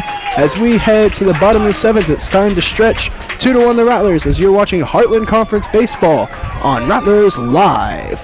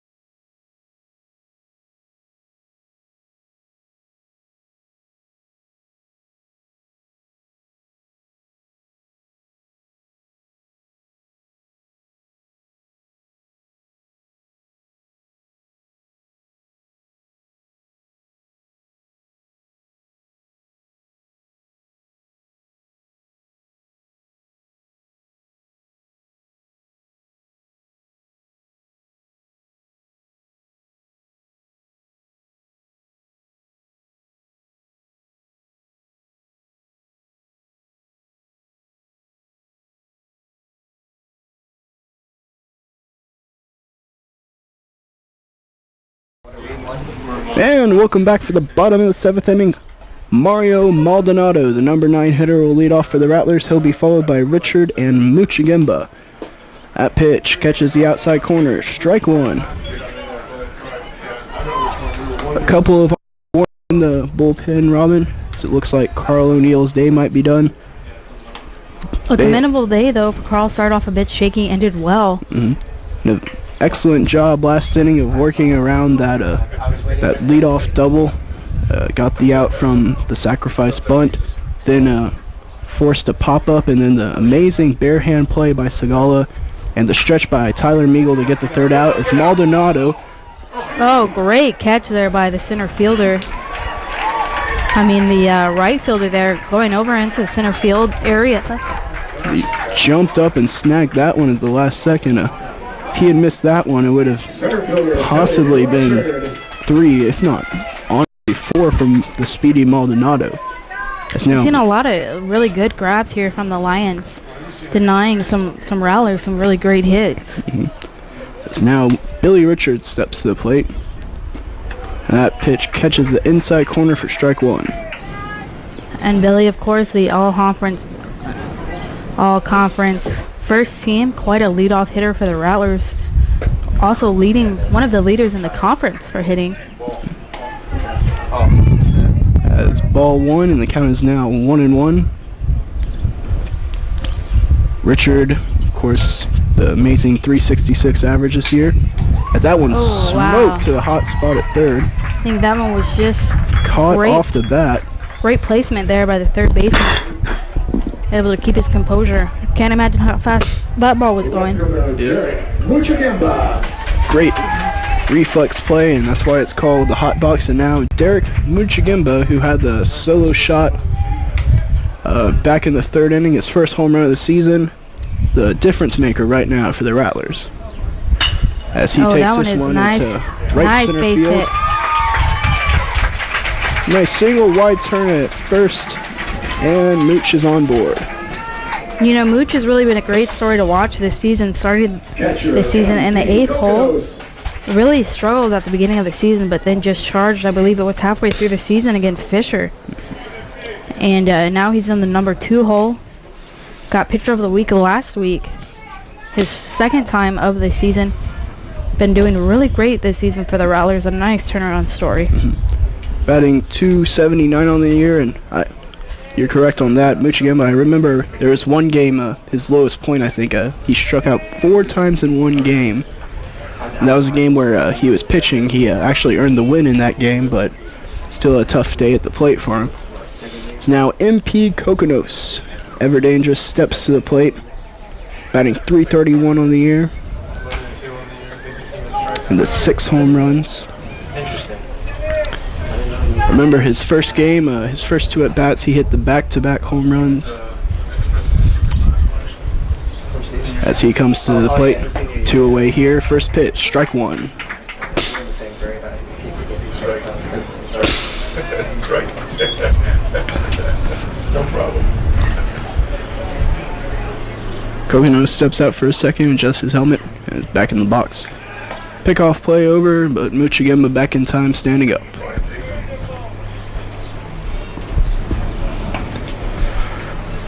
Muchigimba already attempted to steal earlier today, but was called back after the Bates interference, as they're checking on him again. 6-6 on the year is Muchigimba in stolen bases. Mooch towers at 6'3", one of the tallest players on the team, along with Esteban Regosa. Really an asset there for left field and shortstop to have that kind of height. And then the long legs, of course, so he's able to run faster. 1-1 the count here, 2 away. I believe the Arkansas Fort Smith dugout asking where that pitch was. The home plate umpire replying outside.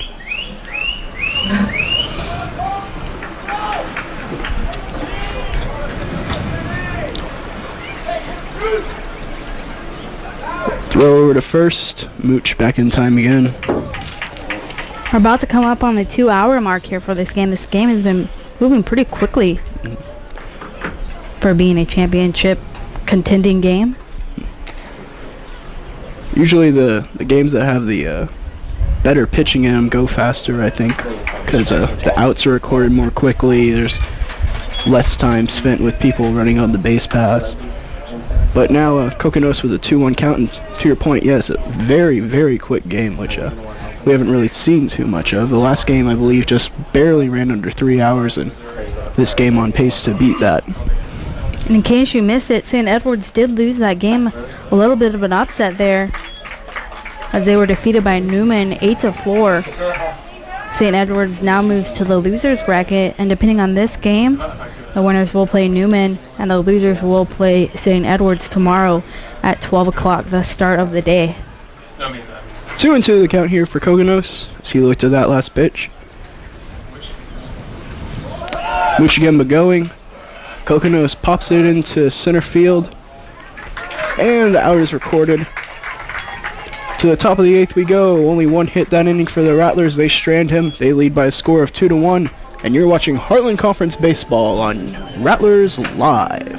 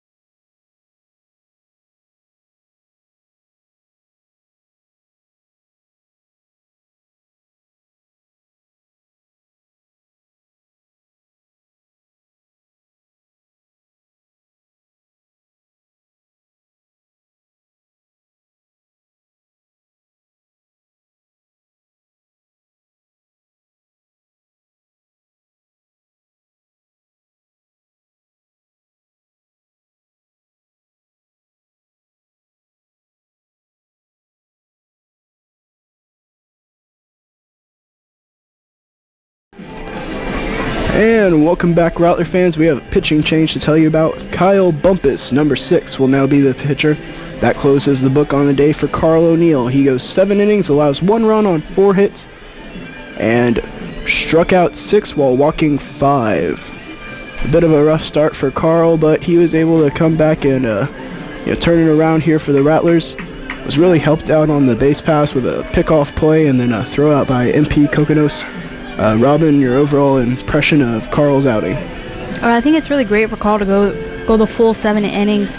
Really did not exhaust the bullpen too much. Probably will see Perez out here closing the game, but I think that was the main focus for Carl to go the 7 innings so they don't have to dip into that bullpen so early in the tournament. More walks than we would like to see from Carl, but overall I think a good quality start here. Ben Cosma steps in and he will face Carl Bumpus. Bumpus on the year with an ERA of 3.34 and a record of 3-2. He's pitched 29 2/3 innings, and in those innings he has struck out 13 while walking 10. First pitch, called strike for Bumpus. Second pitch, fired in there, but a bit low, 1-1 now the count. And Kyle Bumpus has been another good story for the Rattlers. Played over the summer, did really well over the summer, but came into this season injured. Didn't really get to see much playing time until recently, and he's really been stepping up as a relief pitcher, taking the place of Matt McLean, who had to step in, the freshman. So it's good to have Kyle back here. 2-1 the count here for Kyle. As that pitch is grounded up the middle, Maldonado over, down on a knee, makes the throw, not in time. Smeagol had to stretch for it. Soft rollers like those, and Cosmo was able to leg it out for the infield single.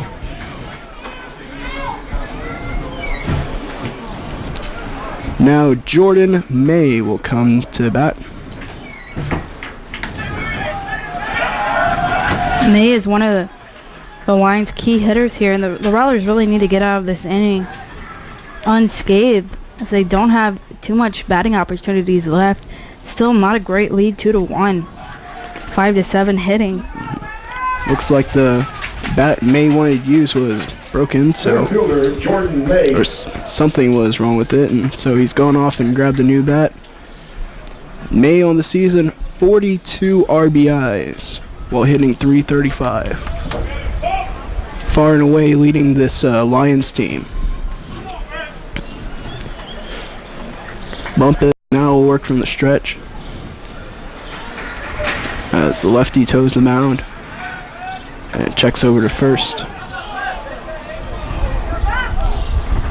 A lot of fans calling for a balk there, but the umpires say no.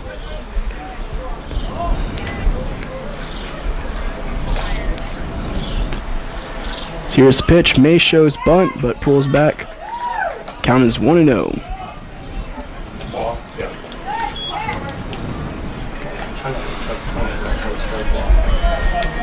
Hopefully, May can chop one into the infield so we can turn a double play here.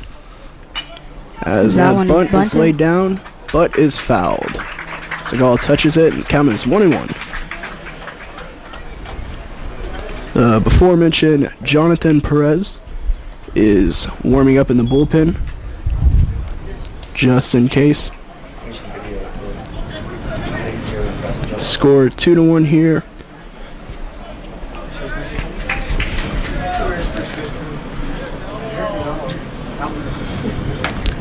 Blown ACL, shredded. She used to run track, didn't she? For Johnson? Maybe once upon a time. Throw over to The first, first time she's seen it track in 4 years. and Cosma's back standing up. I still have that, so I don't 1-1 the count here, none away. As we have Jordy May at the plate, he'll be followed by Ben Smith. Runner goes. And not in time. As Route. Cosma. Rattlers caught one stealing earlier this game. That one looked pretty close as well, but he is called safe. Disagreement in the press box here. Looks like that might have been an out, but It's 2-1 the count here.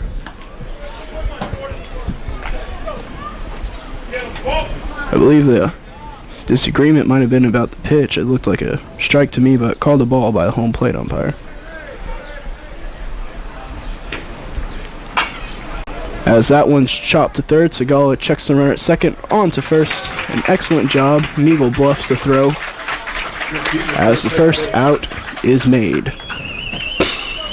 The runner Ben Smith. does advance into scoring position, but the big threat of Jordan May is retired, as now Ben Smith will come to the plate.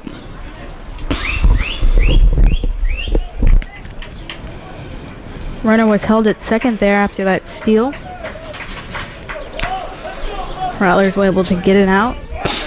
Runner on second now eliminates the possibility of a double play here. Haven't seen a strikeout from Bumpus. Would like to see one of those.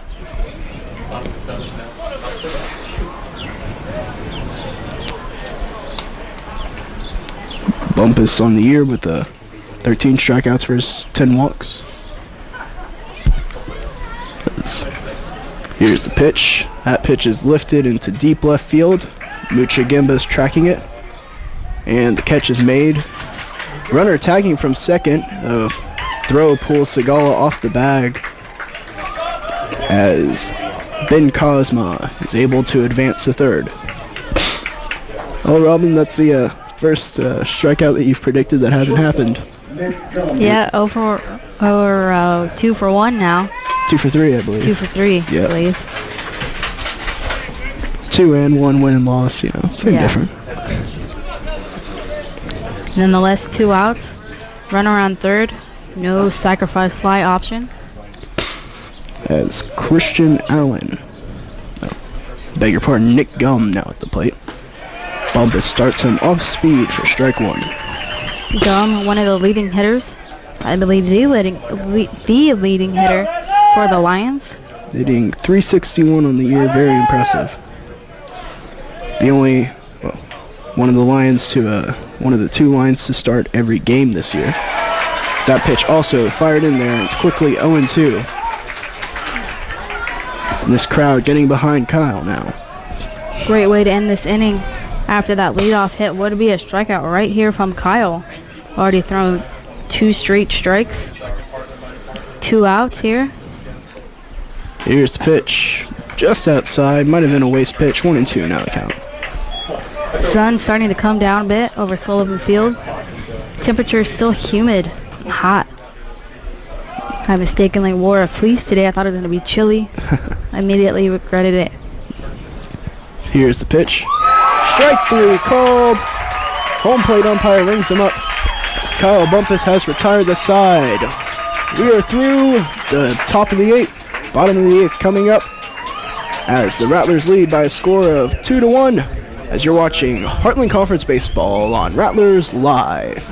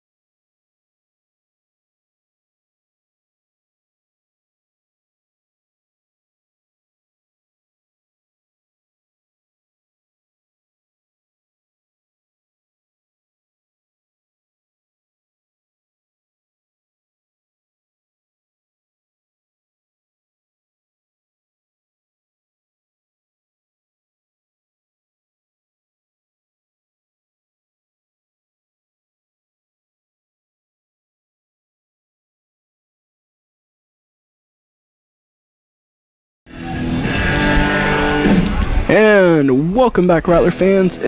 Bates, Ragoza, and Meagle here for the Rattlers this inning as they try to tack on another run here in the bottom of the 8th, already leading by a score of 2-1. For your Rattlers, designated hitter, Brandon Bates. Sam McLoy still out there on the mound for the Lions.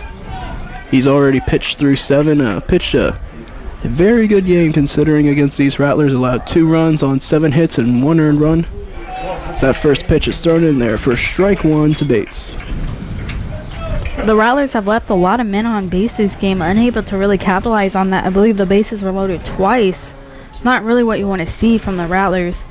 Nonetheless, if they're able to score here, to be great, as that one is popped up, likely to be grabbed, and it is for out number 1. But even if the Rattlers remain unable to score in this inning, all they have to do is hold the Lions in the top of the 9th, and they got this game in the bag. And moving into the winner's bracket for tomorrow. So now Esteban Ragoza steps to the plate. Esteban, one of the better hitters for the Rattlers. Shortstop Golden Glove this year. As that first pitch is bounces in there past the catcher, ball 1. Meagle will retrieve it behind the plate.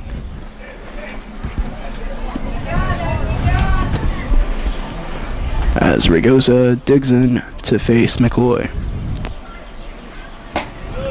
Next pitch, strike 1. 1-1 now the count.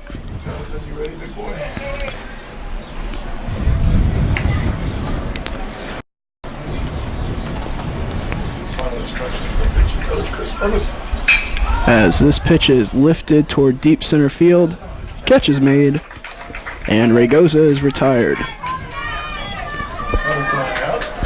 Meagle now up to the plate. A strikeout, a ground out, and a pop-up in his last at-bats. Also a couple of good plays so far in this game. Went into the mesh.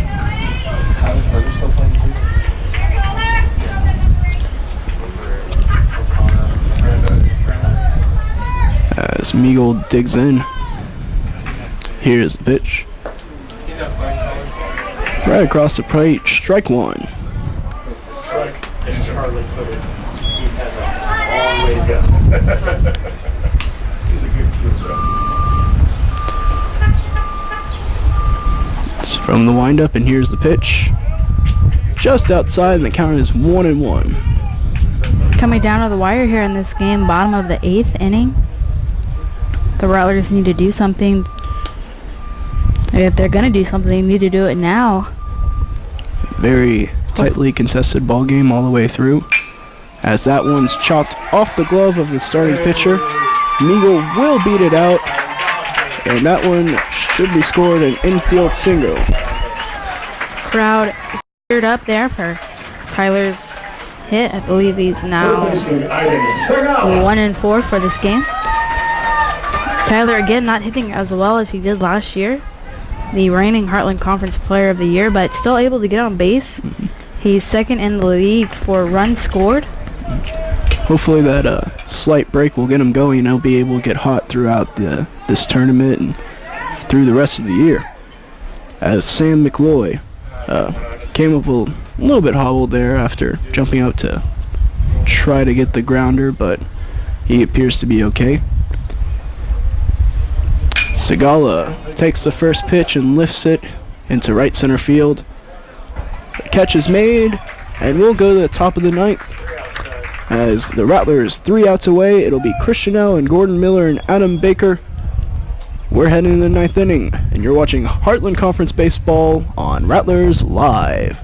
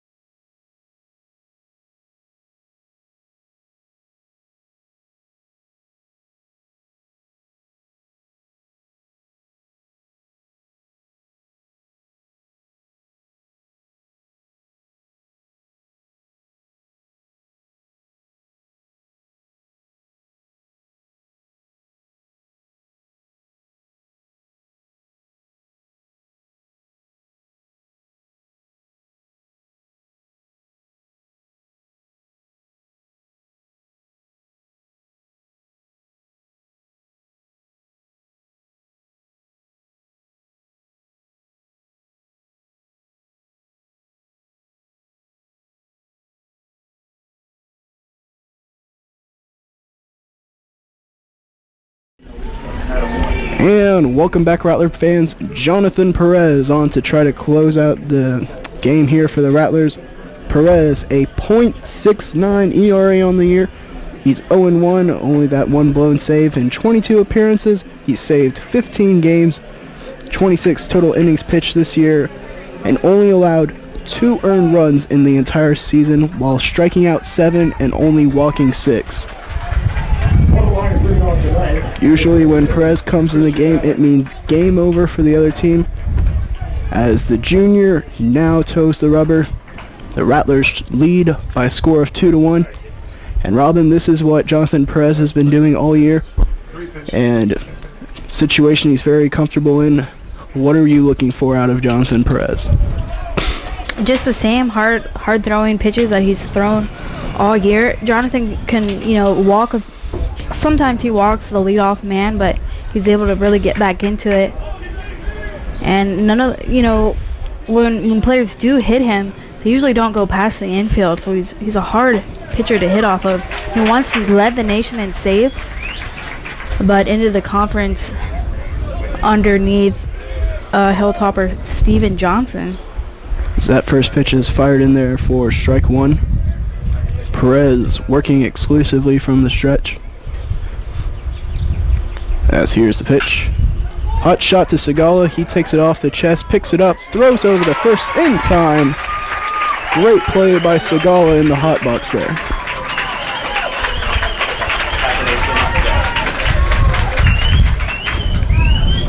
First baseman Gordon Miller.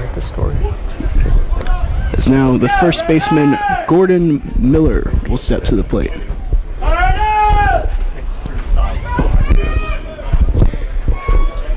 JP has 27 strikeouts on the season, almost averaging a strikeout per inning. Hopefully we can see one today. As here's the pitch. High and outside, ball 1. Now, should the score hold as it is right now, the Rattlers would go into the winner's bracket, and they would play Newman, who upset St. Edwards. That would be at 3:30. The first game tomorrow would be at noon, and that would be between Fort Smith and St. Edwards, should Perez hold this game out today. Strike 1 called, 1-1 now the count. You know, ideally that was the best situation for the Rattlers. If they are able to close out this game, they'll face Newman, who they went 6-0 for the season. They've competed well against that team, gone into several run rolls. So it really is the most ideal situation that the Rattlers will be in tomorrow. As that pitch slightly inside, 2-1.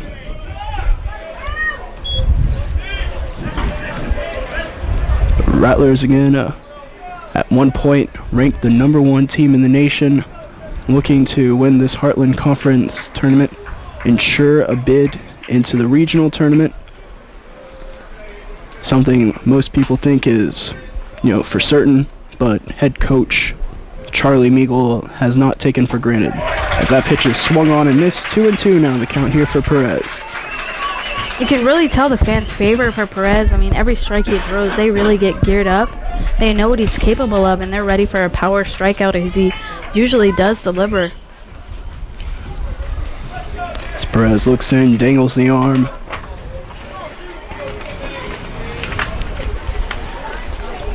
And here's the pitch. Strike 3 swinging. And swung on and missed on that one. Rattlers now just 1 out away from winning this ball game. And Robin, you are now 3 for 4 in calling strikeouts. 3 for 4. Quite skilled. Perez usually only faces 3 batters at a time. Really consistent of a good pitcher. Doesn't allow a 4th batter in there. Doesn't allow many hits. It's 3 up, 3 down. Game over. Jonathan Perez. We saw Steven Johnson, who we mentioned before, struggle earlier today. Perez not appearing to have any trouble here. The first pitch fired in there, strike 1.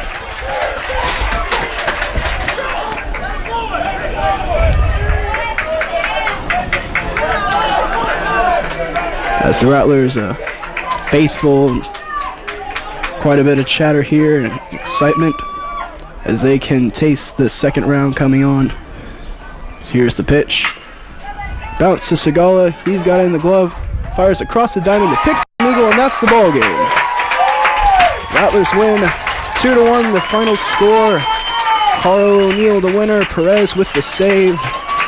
That's a great game by the Rattlers, Robin. Yeah, again, a reminder, St. Mary's will play Newman University tomorrow at 3:30 p.m. The first game of the day will be against St. Edwards versus the Lions at 12. The winner of that game and the winner of the 3:30 game will then play at 7 p.m. in Game 5. So quite a showing from all 4 teams today, promising to be another great showing tomorrow. Tomorrow will be the first elimination that we will see for the tournament. The Rattlers able to close it out today with a 2-1 win. Solo home run from Derek Muchagimba. And hopefully they will continue tomorrow on this trek, and we will see you tomorrow at 12. We will be broadcasting the St. Edwards game, so we will see you tomorrow. I'm Robin Johnson. And I'm Joe Rodriguez. And you're watching Rattlers Ustream Live.